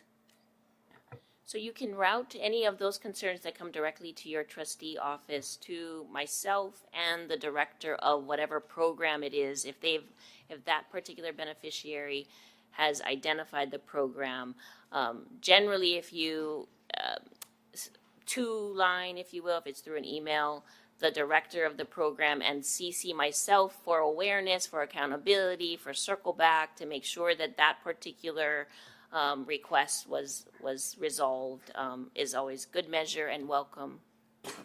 Is it possible to get, as time goes by, a weekly update or after so many days update on that particular? Yes, so that because maybe we're getting, various offices are getting multiple touches on the same subject matter, the same families or the same community or business. So we know that that is getting actually attention. Resolved. No, absolutely. And I'm offering that if you'd like for your trustee aide or your trustee secretary to be continually CC'd on any communications between the program and the beneficiary until that particular matter is resolved, we can do that as well. Sometimes trustees, you have inboxes that are, filled, and so we move you to a BCC line or something else. But if a trustee wants to stay engaged, you and your aides and or secretaries can absolutely continue to be included in any future correspondence until resolution. Mahalo. And in terms of our communications online for the Office of Foreign Affairs, do we have a specific part on our website dedicated to, or on our social media dedicated to awareness of this situation? At this time, no, but we will quickly stand up a communication, particularly if this board takes action on the underlying resource. Thank you. Yeah. Okay. Keishan. Yep. Aloha mai kako, mahalo nui. For the discussion, I just wanted to touch in and talk a little bit about the status of EOLA, given Trustee Akina's question. So yes, there are about 160 individuals in that waiting pipeline. And I just wanted to speak to the fact that, there's a lot of information that comes to fruition as these emergencies arise. So with the first appropriated amount of money for EOLA number 2 to address beneficiaries that had been affected by the Kona low, we appropriated approximately $1.1 million in that contract. And that was based off of the damage assessments that we had at the time from the state and the county. And this second amendment actually addresses the fact that many of those damage reports were underreported. So it's something that kind of evolves through emergency funding such as this, but it does take a little bit longer. And that was the prudent decision at the time for OHA to, keep that additional funding and not transfer it to Hawaiian Council based upon the amount of damage that was reported. So mahalo nui. Thanks, Keishan. So, Summer, if the board takes action and the first step is the reallocation and authorization of these funds from these three different buckets, how do you envision we can actually translate that into action on the ground? Are you thinking this is our Hawaii Island BSAs, our top point person there at our Hawaii Island office? How are you thinking we're going to do that? Yeah, absolutely. I think it's a combination of that. You know, we already have some nonprofit organizations identified. And when I say nonprofit, that might not be the appropriate word. Nonprofit / community resource hubs identified. So we can quickly ascertain what an appropriate amount of funding would be to equip those particular entities with sufficient supplies, right? We also, our Hawaii Island, particularly our land division and our BSAs are already out, like helping with supply runs. Lori couldn't be here today because she was on her way after delivering what she had about the due diligence for this action item into the spaces that were impacted. So relying on our team on the ground to inform our data making process. But I will also say that it's really important, and I feel really grateful. You've connected us to Mayor Alameda's office. Yep. We are in touch with the state and the executive agencies, in particular DHS. And so that kind of information will also inform. I know in the Kona Low events, Mayor Blangiardi's office was really integral in helping OHA identify some of the community resource hubs as well that were positioned and poised to do this ably. And so we'll rely on all of those networks. But I do think one of the first tranches of funding that we'll get out will be to supply those community resource hubs with adequate funding to stand themselves up. And then thereafter determine how to distribute the gift cards. You know, I was able to connect with Senator Kanuha, who is this area state senator for the district. Was not able to connect with Representative Capella, who's the House rep, but I did and attempted to reach out to Councilwoman Galimba, who's the council member for the Kau district. She lives right in the heart of Kau and was not able to reach her. I would suspect, you know, I believe Rep. Capella lives in the South Kona area. So again, just cell service and cell tower connectivity issues have could contribute to that. But I think our local elected officials, right, they are also powerful allies on the ground because they know their communities, their streets, their neighborhoods, in some cases, you know, better than anyone else does. And so I think if we were sitting here 3 days from now, it's going to be dramatically different because of the information we'll have. And so this tranche of first relief funding we're providing at least positions OHA and the administration with the delegation from the board to act as you see fit based on what emerges in terms of the need and hubs and support. So, Sure. Yeah. In addition to that, we're going to be launching what we're referring to as the Malu project, which is going to be the monies that was in the overage. So as we lift up the ad hoc, we'll be sure to weave in where we need to weave in this particular issue. Yeah. Okay. Okay. Let's pull the motion then up on the board. Trustee Ahuna, I know you've been waiting. You've been waiting for a motion. We're going to give you a motion right now.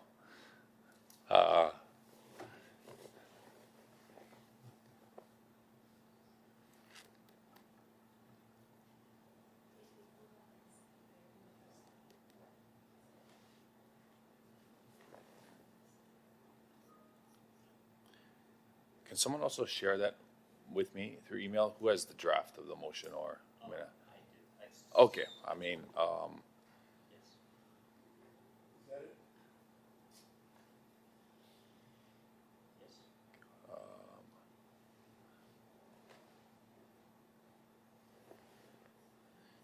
Can we use exact amounts for the carryover? Okay, so let's for number 1, let's change that number to authorize the immediate redeployment and carryover of 184,511.43.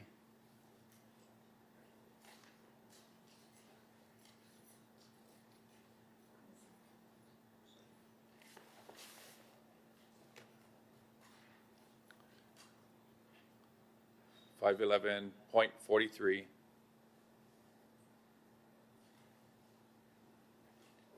Take out the word approximately. Okay, and remaining on.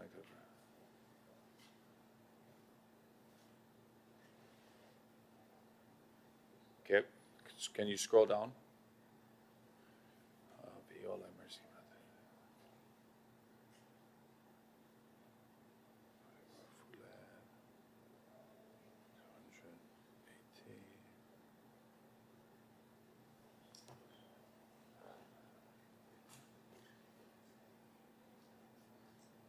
Okay, number 4.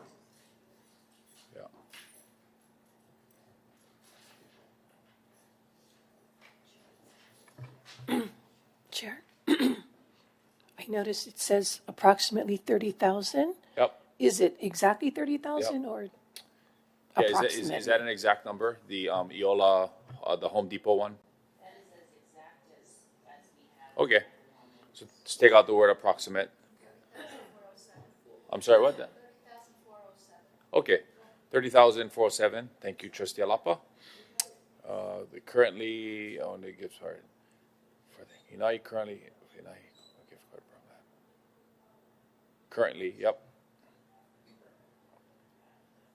Just take out the word currently and just replace it with of. Purchase the Hinai Kokua gift card program.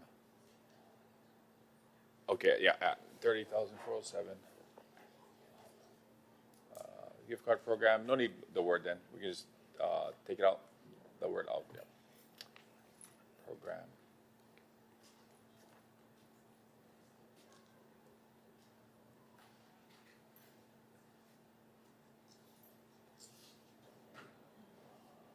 And then can you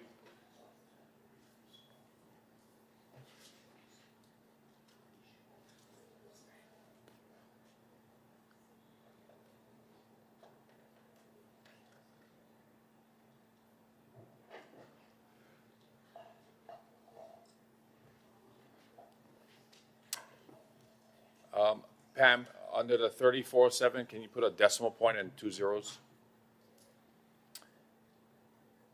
Okay, can you scroll down to the bullets?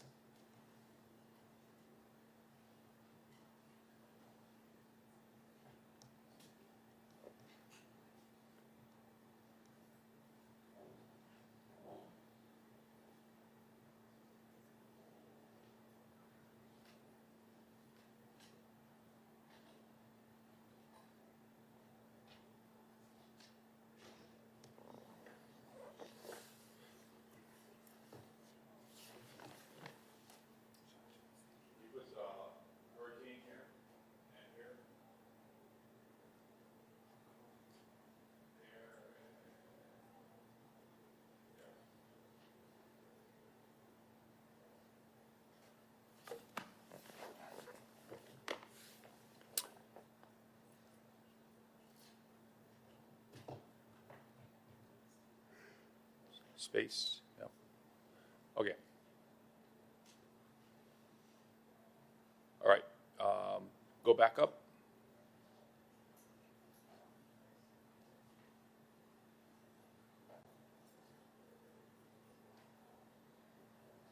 Up all the way to the top.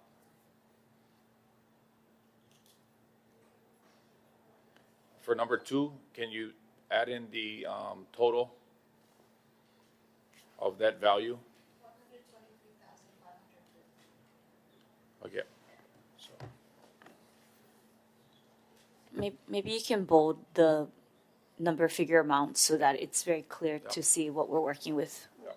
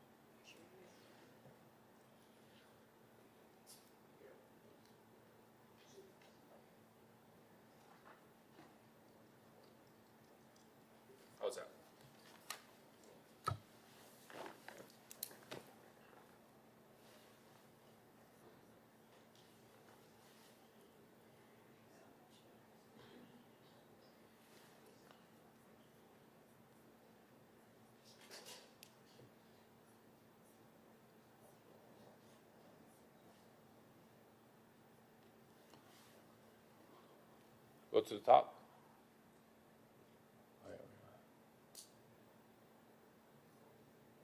Do we want to your point where we had EOLA, you know, there was a name for this, just so that the accountability of it is like attached to a certain program, whether it's a Ka'u Kako fund or something, you know.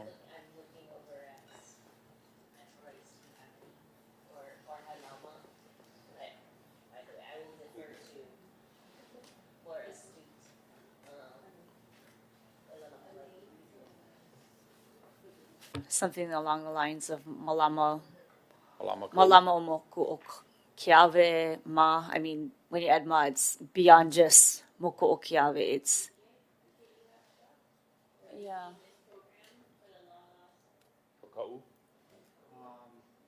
Can I get back to you in 30 seconds? Oh, yeah. Looking, okay. I wasn't on the agenda, but Time has begun. contribute. Hey, trustees, we're just finalizing the action item and attaching a INOA to it so that for, you know, sit rep and accountability purposes, we have something to refer to.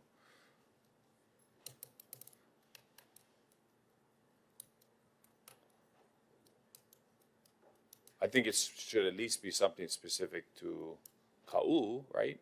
Or no, it should be broader, but I mean, this, I do believe that we will support other communities outside of Ka'u and other islands that have been affected.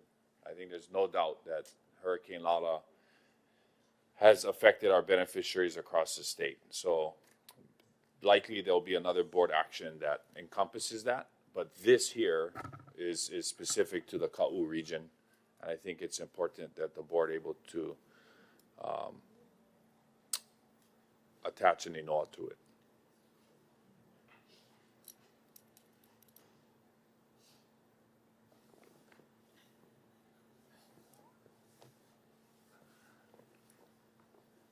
Halama was sitting behind me. I don't know where he went.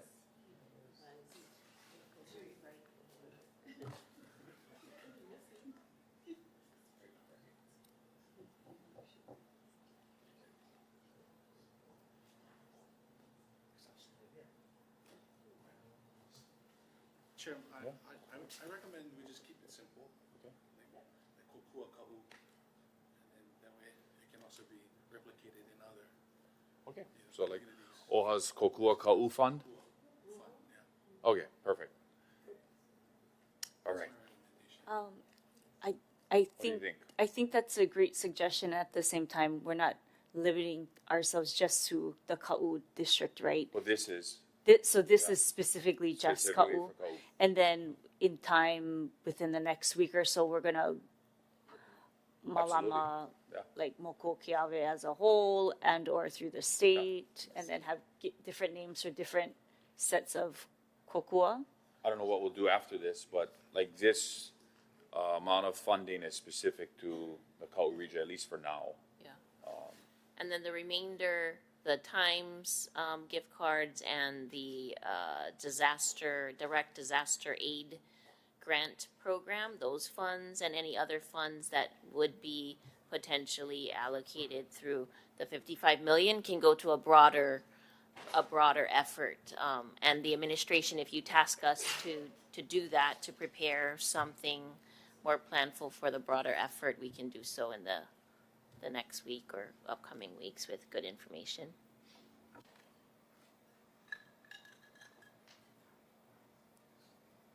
Okay. Yeah. Let's scroll down towards the bottom.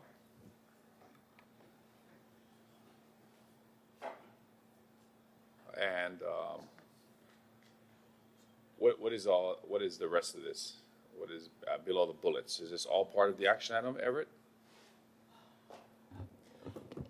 Yes, Chair. So these are to ensure we have the appropriate authorizations for administration because in deploying this, we may be issuing what amount to direct grants to either beneficiaries or community and organizations to deploy this funding.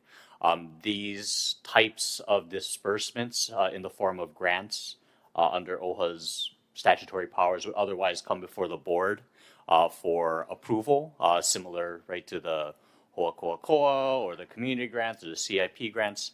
But we want to ensure that we are properly capturing the authorization to make these grants for administration, deploying these funds expeditiously but with proper authorization, but subject to the guardrails that are also described in this action.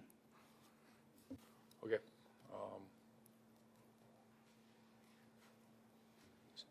So I apologize for its length, but it is just to ensure that we have all of those appropriate authorizations reflected here because it is something that the board will be delegating. So, okay, let's just add in like one sentence at the end that includes the program name. What was it, Koike? Okay, so this effort, this X, will be known as the OHA's Kokua Ka'u Fund? Yeah. Fund.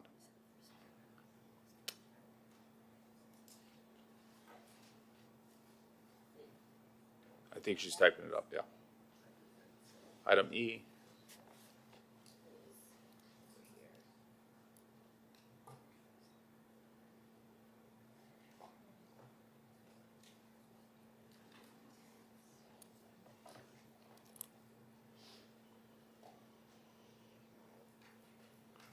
Yeah, so just make E.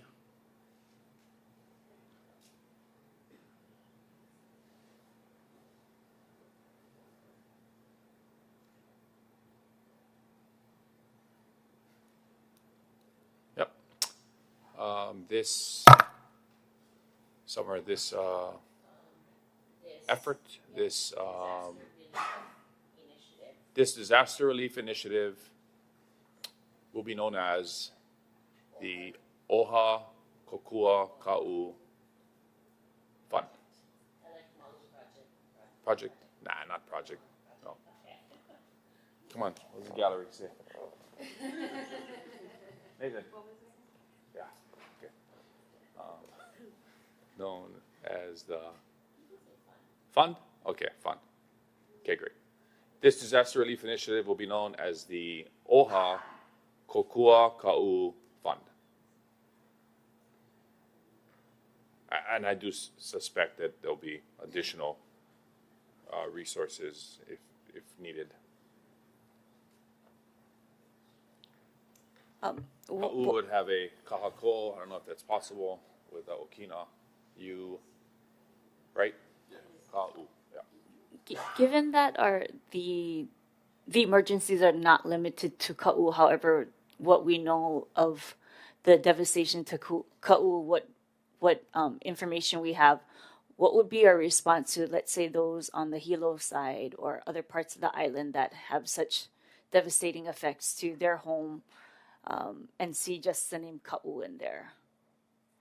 How would we handle that? So right now, our BSA scripts are identifying other resources readily available immediately, and then again, if one of the actions out of today's meeting is the directive from this board for administration to come back and provide a more comprehensive statewide plan for the remainder use of the funds, then we will have a more exact and definitive statement for all of the other areas within the week. You know, if we get this on the August 27th agenda, which we could, I leave that to the board. Mm-hmm. But in the interim, all of the resources available, which include statewide resources in our script and on our website, thanks to our comms team, remain resources that other areas of the state can avail themselves.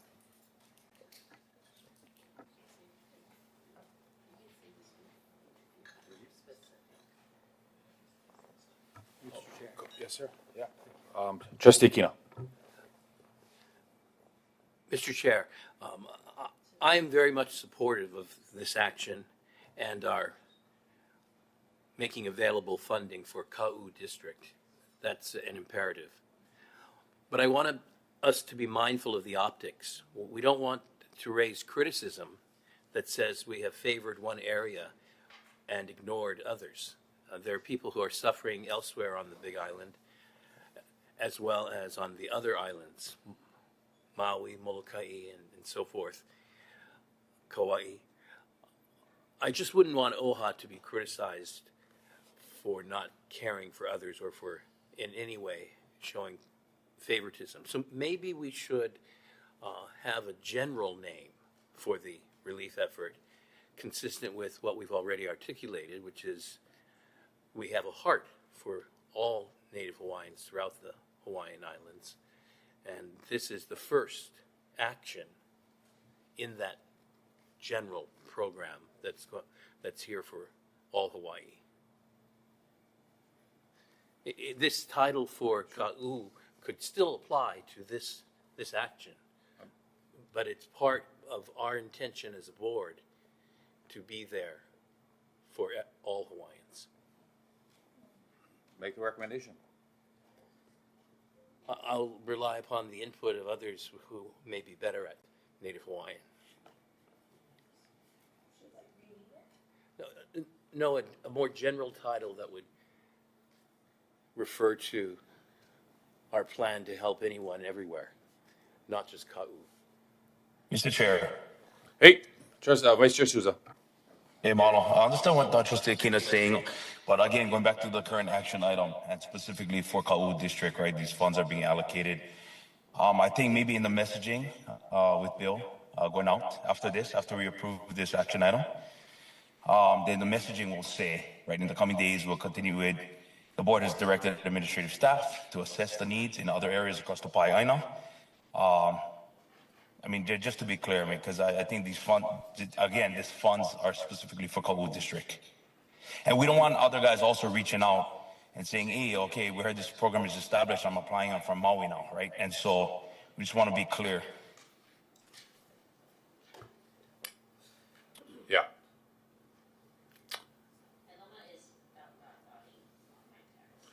Any from our legal counsel's perspective, the agendized item, the resources specifically directed toward this geographical area is identifying it by a specific name in a more specific sense or a general sense, something to consider. To Vice Chair Souza's point, I see both sides for sure and trying to figure out how to thread the needle. There is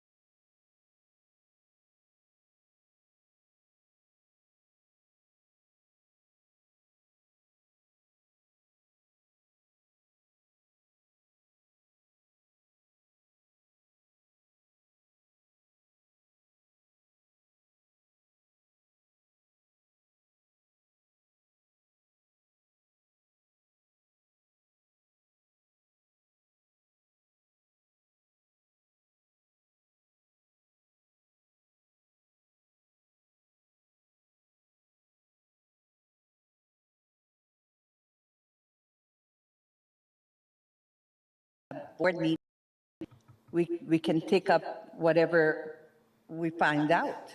Yeah, for sure. I mean, and the FY27 disaster relief fund, right, could be used for a number of things, and I think it definitely would be and could be used for that. Well, we could set an amount for the Lala, disaster.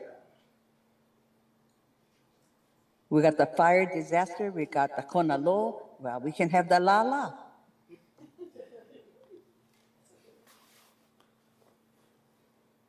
Okay, I'm kind of agnostic to a name. I just want to get it done. Yeah. Huh? Trustee Aquino, we're still toying around with the name here. We are? Yeah, we are. Well, how about just use a descriptive name rather than a fancy one? The Lala Disaster Relief Fund, first stage of which is the beautiful Ka'u name. Well, the action item is specific, right, to the regional districts, right?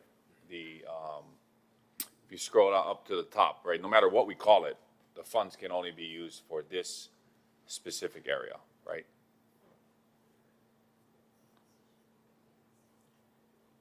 Well, I recommend we take a vote on this action item, Chair. Second.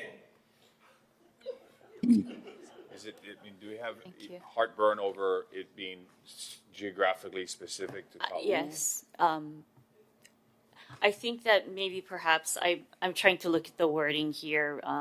It's kind of challenging with the screen moving. However, I'm looking at the wording here, and I see that down in that first paragraph says priority shall be given to the Ka'u region. Perhaps wording, and I'm open to how we can do this based on need, is instead of saying priority shall be given to something along the lines of efforts beginning with. Or if you want to preface it by saying, or somewhere down in that paragraph or in this action item being based on data and information, funds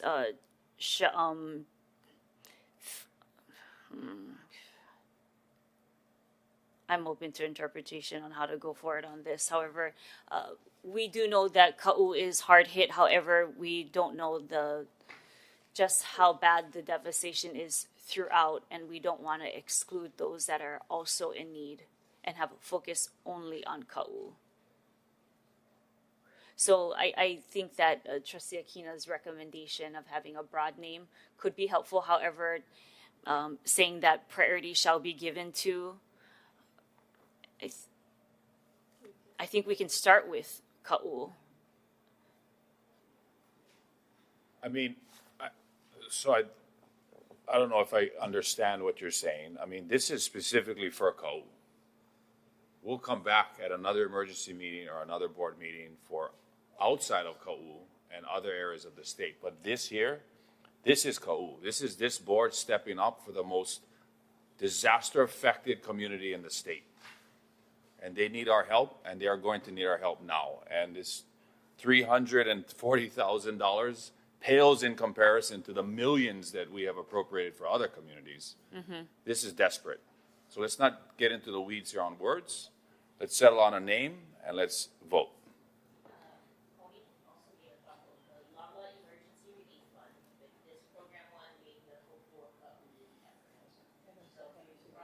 Okay, perfect. Okay. That makes sense. Can you say that in the microphone? Can you scroll down, Pam? So this disaster relief initiative will be known as the Lala Emergency, or you can say OHA's Lala Emergency Relief Fund, with program number 1 being Kokua Ka'u. Okay. OHA's Lala. Thank you, Pony. Thank you. Relief. Thank you.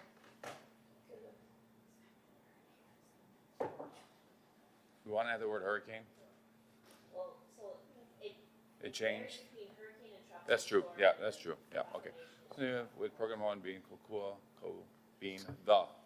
So do we then want to Hemel hurricane in earlier parts of this? Because earlier it just said Lala events. That is true. Yes. Yep, that is true. Well, you have C, you have Lala. Go up, Pam. Oh, this is the added language. Yep. Go up some more to the bullets.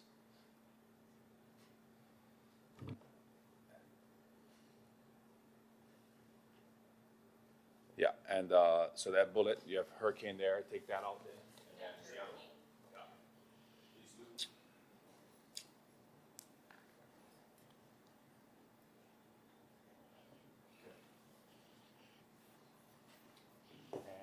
Keep going up. Okay, keep going. No more hurricane in there, right? Okay. All right.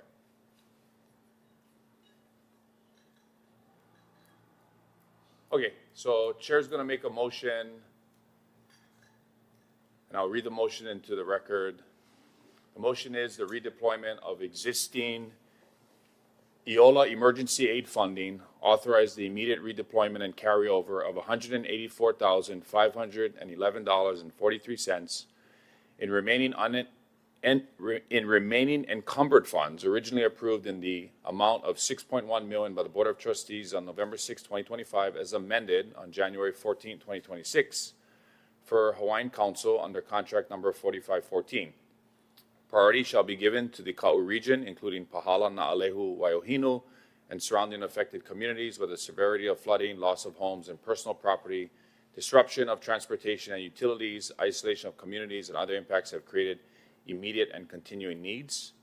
Redeployment of unused EOLA emergency aid gift cards. Authorize the use of remaining unused Foodland and KTA gift cards, 244 Foodland valued at $350 gift cards and 218 KTA gift cards valued at $175 each, total $123,550 to provide additional immediate and flexible essential needs support to Native Hawaiian households and, where appropriate, to Native Hawaiian serving community resource hubs and nonprofit organizations assisting affected households and communities of Hawaii Island impacted by the Lala weather events. Direct disaster aid grants to OHA beneficiaries. Authorize the use of all remaining encumbered funds originally approved by the Board of Trustees for the Ina'i Kokua gift card program. $30,407 to provide direct disaster aid grants to verified Native Hawaiian individuals and households impacted by the Lala weather events. Operational flexibility, guardrails, and accountability. Authorize the OHA administrator in consultation with the appropriate OHA staff, including but not limited to OHA's General Counsel, Chief Financial Officer, and Community Engagement Director, and subject to applicable law and OHA policies to implement the disaster aid response in a manner that is responsive to changing conditions and emerging beneficiary needs, without requiring additional board action for each individual ward for operational adjustment, provided that assistance is limited to the funding amounts authorized by the board under this action and to purposes reasonably related to disaster relief and essential needs support resulting from the Lala weather events.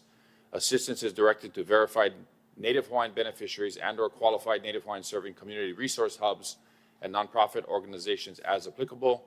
Priority is given to beneficiaries and communities experiencing the most immediate and substantial impacts, with particular attention to the severe and continuing impacts in Ka'u.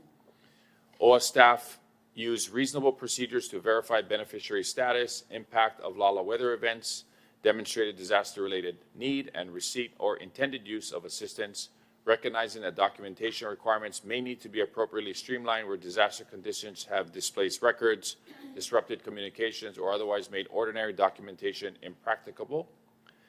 No applicant receives duplicate assistance from OHA for the same identified need to the extent reasonably ascertainable, while recognizing that OHA assistance may appropriately complement rather than replace county, state, federal insurance, charitable, or other disaster assistance.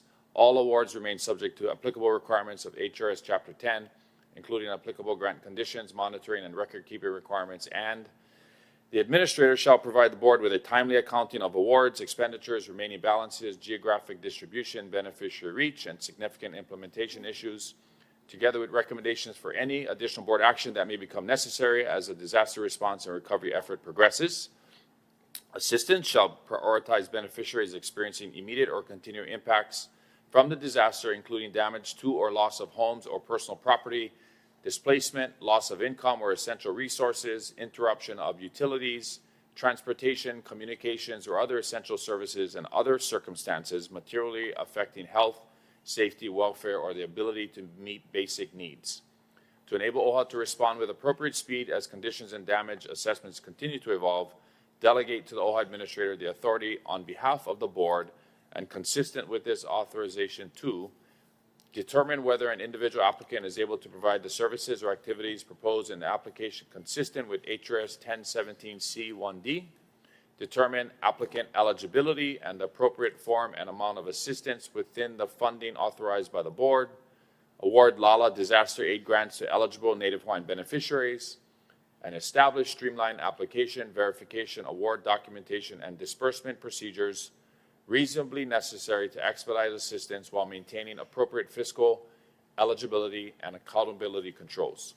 This disaster relief initiative will be known as OHA's LALA Emergency Relief Fund, with program number 1 being the Kokua Ka'u Relief Fund. The longest motion I've ever read. So that's a motion on the table. Trustees, discussion? Yes. Trustee Kaga. In a couple parts of this, I'm reading in a determine whether an individual applicant is able to provide the services or activities proposed in the application consistent with HRS 1017C1D. Is that another way of saying that that would have to go out for RFP? What does that conclude to? Everett. That's a requirement of HRS 1017 for us to award grants to individuals. That individuals are eligible recipients of OHA grant funds, but they have to meet that requirement. Services aren't, further defined in statute or anything in the alleged history. It's just really just a statutory requirement that we're just trying to meet. So it doesn't anticipate an RFP or anything. It's really just what we have to comply with in order to meet the grant statute language. Chair, I have a question. Chair Merida, go ahead with your question. Thank you.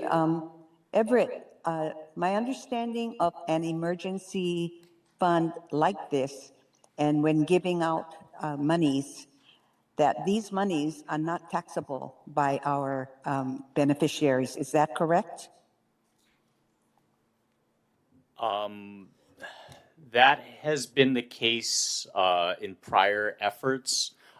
We haven't done a similar analysis here, given the timing of this. But between the governor's emergency proclamation and what I expect to be federal assistance and federal proclamations of disaster, I would expect that similar findings would be met here. But I just don't have a final determination or an analysis ready at this time.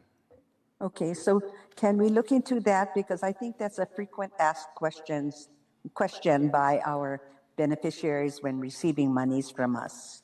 Thank you. Yes, we will do so. Thank you, Chair Merida. Great question. And I also spoke with or communicated with Representative Tokuda yesterday, and she's working with the other members of the CODEL to get a presidential emergency declaration for this regional area, which I think is why FEMA is also involved with the governor and the mayor's teams today on the assessment, and that would definitely unlock, tax relief for recipients, just like it did for Lahaina. Yeah. Right. Yeah. Thank you. Good point. Okay. One other thing, and maybe this doesn't have to be a part of the action item, but for consideration as data is coming in and what is shared with our board, if there could, as appropriate, if there could be certain visual aids, imagery or video imagery that can be shared with us so that we have the depth of understanding of what is being considered here. Mahalo. Yep. Anything else, trustees? All right, let's help Ka'u. Roll call. Trustee Ahuna, Yes. Trustee Akaka, Aye. Trustee Akina, Aye. Trustee Alapa, Trustee Galuteria, Aye. Trustee Lindsay, Aye. Trustee Souza, Aye. Trustee Waihe'e,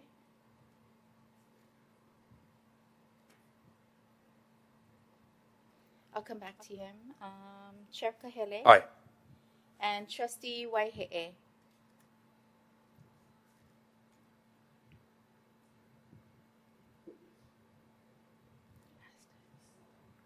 He's there. Hold on, let's see. Trustee, mahalo. Thank you. You have nine yes vote. Motion passes. Okay, mahalo nui loa, trustees. Great work. And thank you, Summer and the administration and the entire OHA team who worked through the weekend and are working today to make this happen for Ka'u. Thank you so much for everyone's attendance. I have one more request regarding this matter. Yep. If there could be a fact sheet or a set of information, a 1-pager, 2-pager, so that we may share with our beneficiaries as come in and more of a definition of what we just passed today. Okay, will do. All right, we're on to the next item and last one on our agenda, community concerns and celebrations. Anyone signed up? Yes, we have one person. We have Pikachu Billionaire. Okay, Pikachu.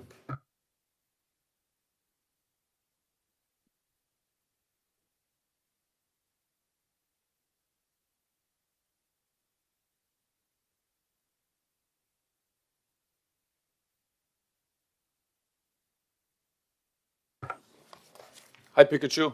If you're there, you are recognized. Okay, yeah, thank you.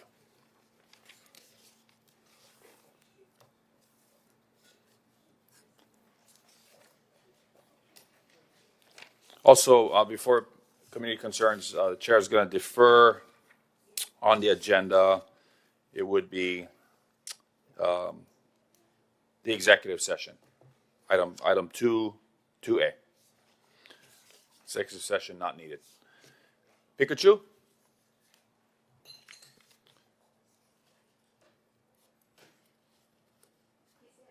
Okay, all right, we're moving on then. We're going to go to announcements at this time. The chair would like to make an announcement that tomorrow's military lease lands community presentation at Wahiwa, Lelehua High School is canceled, obviously due to the effects of Hurricane Lala. Next week, Wednesday, the scheduled committee meetings for the OHA Standing Committee meetings are set for Wednesday, August 26th. The board meeting will be next week, Thursday, August 27th. And of course, that's in the event that we don't need to reconvene in an emergency session to address further Hawaii Island and statewide support because of Hurricane Lala. Also a reminder that next week, Tuesday, August 25th, 2026, will be the funeral for the late OHA administrator and OHA trustee, Kamaki Kanahele. That's going to start at 9 a.m. at St. Andrew's Cathedral. Okay, going back to Pikachu. Pikachu? Here. Oh, I I'm have sorry. an announcement. Yeah, Chair Merida, go ahead with your announcement. I'm sure most people know, but I want to thank all the people that that testified for the East Maui water decision that was made last week, Thursday. It's a really, really big win for Maui. As you all know, that all the islands is governed by their counties, their water system, and only Maui was not. And with all the testimonies that our beneficiaries, our government officials, and you, Chair, I'd like to think that I had a piece in there. I was so happy to see that now Maui County is going to be governing our East Maui water. And we have more work here on Maui in that we're going to have to work towards the West Maui water next. So thank you all for supporting that effort, and we really look forward to getting everything in government hands so that we can control the fairness of giving out our water. Thank you. Yeah, thanks for reminding us of that, Chair Merida. And also mahalo to Lena Alalea, the advocacy team. She was there all day, gave great testimony. I know, Chair Merida, you were there in Maui. I saw you on video with Maui beneficiaries. You know, there's a lot of boards and commissions across this state, and you know, sometimes the decisions by the land board may not necessarily align with some of our positions, but they got it right on this one. So I want to mahalo the Board of Land and Natural Resources and Chair Ryan Kanakole for doing the right thing for East Maui and our water warriors there. So thanks, Chair Merida, for raising that point. Okay. Any other announcements? Trustee Akaka. Mahalo. I just wanted to extend a heartfelt mahalo to our beneficiaries, to our community, to our elected officials for coming together as community for community with these storms and disasters that come our way, and for staying strong in this and keeping our community informed as well as the Office of Hawaiian Affairs so we can continue in our mission and strategic plan when it comes to uplifting our Native Hawaiian people and in turn our Hawaii as a whole. Mahalo. Thank you. Any other announcements? Okay, we're going to let Pikachu have the last word if he's able to unmute himself.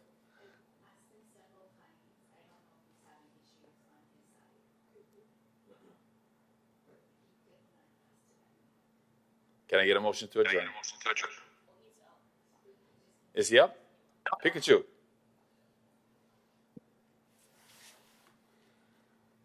Can you guys hear me? Can you see me? Oh, we got you. We held out for you.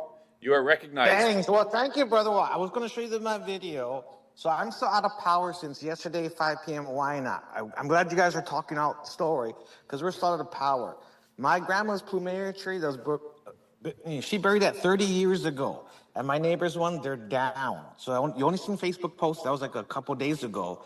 Well, we had to chop it up. So look, I only had like a tiny Japanese backhoe, not a real backhoe, and I would chop it up. Luckily, our neighbors came together. He had a chainsaw, and they hatched it up. But I called 311. I called the main boss for City Refuge for the Green Buckets. I said, I got 2 plumeria trees over 30 feet tall. We can hack it up our stuff Hawaiian style. It's our own private property on DHHL land. But when I asked him for a solution, he's like, Pikachu, we're not going to have extra green buckets. I said, for the entire Honolulu City and County? I'm like, you have no idea how many trees are down. Why not parking lot? Because you just don't got a footage of that stuff. I can tell you, we're even afraid to leave the house because the traffic lights are out. Still, no one has power from yesterday to this morning. So luckily, I have my cell phone to contact you guys. I can't email you normally. We have no spectrum, no Wi-Fi, no cable. I'm glad you guys are addressing the issues. I'm supporting you guys on Facebook, promoting you guys on live. So I hear everyone's concerns, and my heart's for all of you guys. Now, I'm not as bad shape as Maui, Big Island, Molokai. Hell yeah, we need to support our people. But if this agenda item is only for the people of that certain district, yes, please do that. But please also address, we're going to send support to all of you guys in due time, for X, Y, and Z. Because there's no one's going to give us extra green buckets in Honolulu to pick up, broken trees. And that's an issue. If you don't have chainsaws, what are we going to do? Paakea got a little flooded, but the power lines went down. You can see Samantha the court stuff. But if you don't got chainsaws and gas for your chainsaws, you're not going to get jack in a crack. We're okay with food, water, and propane from the west side. But I'm not sure about the other side. So I'm very concerned. I would show you my trees and the debris, and we did it Waianae style. Chop it off, hand cut, and we asked our neighbors for 4 bins. Because we weren't going to wait for the city and county and mayor. And I did report this to 311. My problem when I reported this at 8:43 this morning on Monday, they have over 1,000 requests for the past 2 days. The city and county will not be addressed this issue. So I'm glad OHA can address this issue. But please, like you guys said, do the assessment, figure out where the best needs can be best met first. We're okay in Waianae. I'm not asking for support from me, but I do want you guys to send support where it's best needed. And obviously you got boots on the ground, but comms are out, even in Waianae. So I'm glad you guys waited for me. Mahalo nui loa. But, we can't get out. and a lot of people are staying home still, and they don't know the communications. Most people are like listening to a radio. My family's listening to a radio right now. Everyone's waiting for a TV, but we have no comms, no power, no communications. And to me, it feels like a war zone when you look at destruction. So that's all I got to say. So I see you guys shaking your heads and nodding heads, but I got to give you my assessment from Y9.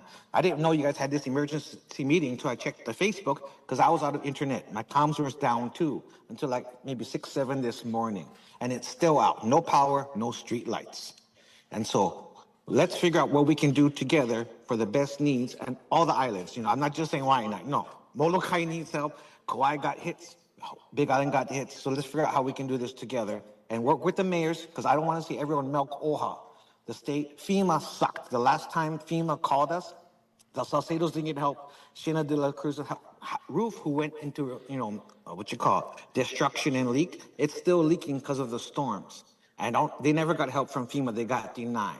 So whatever OHA help can give, I encourage everyone to apply, but they can't even get online. They're not going to hear this message till later, maybe a couple days or two, because they're still out of power. They have no internet. Facebook and YouTube is working. So I'm on Zoom now because I know you guys. But a lot of people are probably listening now on YouTube or Zoom. You have about 82 people on YouTube and so much on Facebook Live. But with the power and comms out, as Chair Kelly knows, this is a war zone to me. Now we get to figure out the comms, get the power back up so we can communicate back with our people and reassess. You guys already know your community hubs. Each trustee knows each county better than me. I know why not best, but you guys don't got to come here. Don't come here right now. Assess Big Island's bed, Maui, Molokai, and Kauai, and figure out how we can best send resources to them. Because Molokai is going to need like the big backhoes, not like a tiny, little hand chopped plumeria tree. No, they need the big industrial equipment. They're going to need diesel. They're going to need fuel for their stuff. Because just like you guys said about the Nahalehu graveyard, same thing with them. So please work it out together. Get back with the trustees, get back with your community leaders, as you guys know best as trustees, so we can figure it out together. And don't go too fast. I know you guys want to approve the funds, but let's assess it like you guys said, and then figure out where the best funds can go to. How you guys address the funds, I agree with you cleaning the money. Keep the kono low to the kono low, and the next one's the next. And you guys can figure out as you go. Definitely use the interest from the bank account from the 55 million. If you don't got to tap into it, don't tap into it yet. But if you can milk the interest monthly, use the interest. And that's all I got to say. But thank you for listening to my testimony. I appreciate y'all. And I know you guys are going to feel it out to help obviously, all the beneficiaries the best. Thanks, Pikachu. And that's what I got to say, Chair. Thank you very much. Even though you guys can't see me, I'm literally in front of the bushes and the broken trees, but I can't show you. But love you all. You guys take care. Stay safe. And I'm still out of power. Aloha. Well, thanks, Pikachu, and please take care of yourself and your ohana out there. And, I'm a survivor. Any war, I will win, but I will survive. You know me, Air Force, baby. Chihu. Yeah, you. Aloha. Stay strong. Onipa. Yeah, trustees, just looking at the Hawaiian Electric map for Oahu, there are thousands of residents that do not have power. The entire Maili areas without power, Hauula, Ka'ava. So, on behalf of the entire Ohana, mahalo to Hawaiian Electric and those utility linesmen and grounds crew out there right now trying to get power on across the state. And they've been, I'm sure, working tirelessly over the last few days and are likely exhausted. So anything we can do to keep them in our thoughts and prayers and make sure that they're safe while they're going into some times very, very treacherous terrain to get to power lines is, If I may very dangerous work. If I may give a figure to that, I saw while we were in this meeting a news alert come through that statewide, those without power, 117,000 that they are aware of. Mahalo. Okay. Any more community concerns, Lehua? No one else has signed up. Final pass on announcements. Thank you, everyone. Thank you, trustees. Let's get a roll call vote and we can adjourn. Trustee Ahuna? Yes. Trustee Akaka? Aye. Trustee Akina? Aye. Trustee Alapa? Trustee Galuteria? Aye. Trustee Lindsay? Aye. Trustee Souza? Aye. Trustee Waihe'e? Oh, he's off. And Chair Kahele? Aye. We have 8 yes votes. We are adjourned.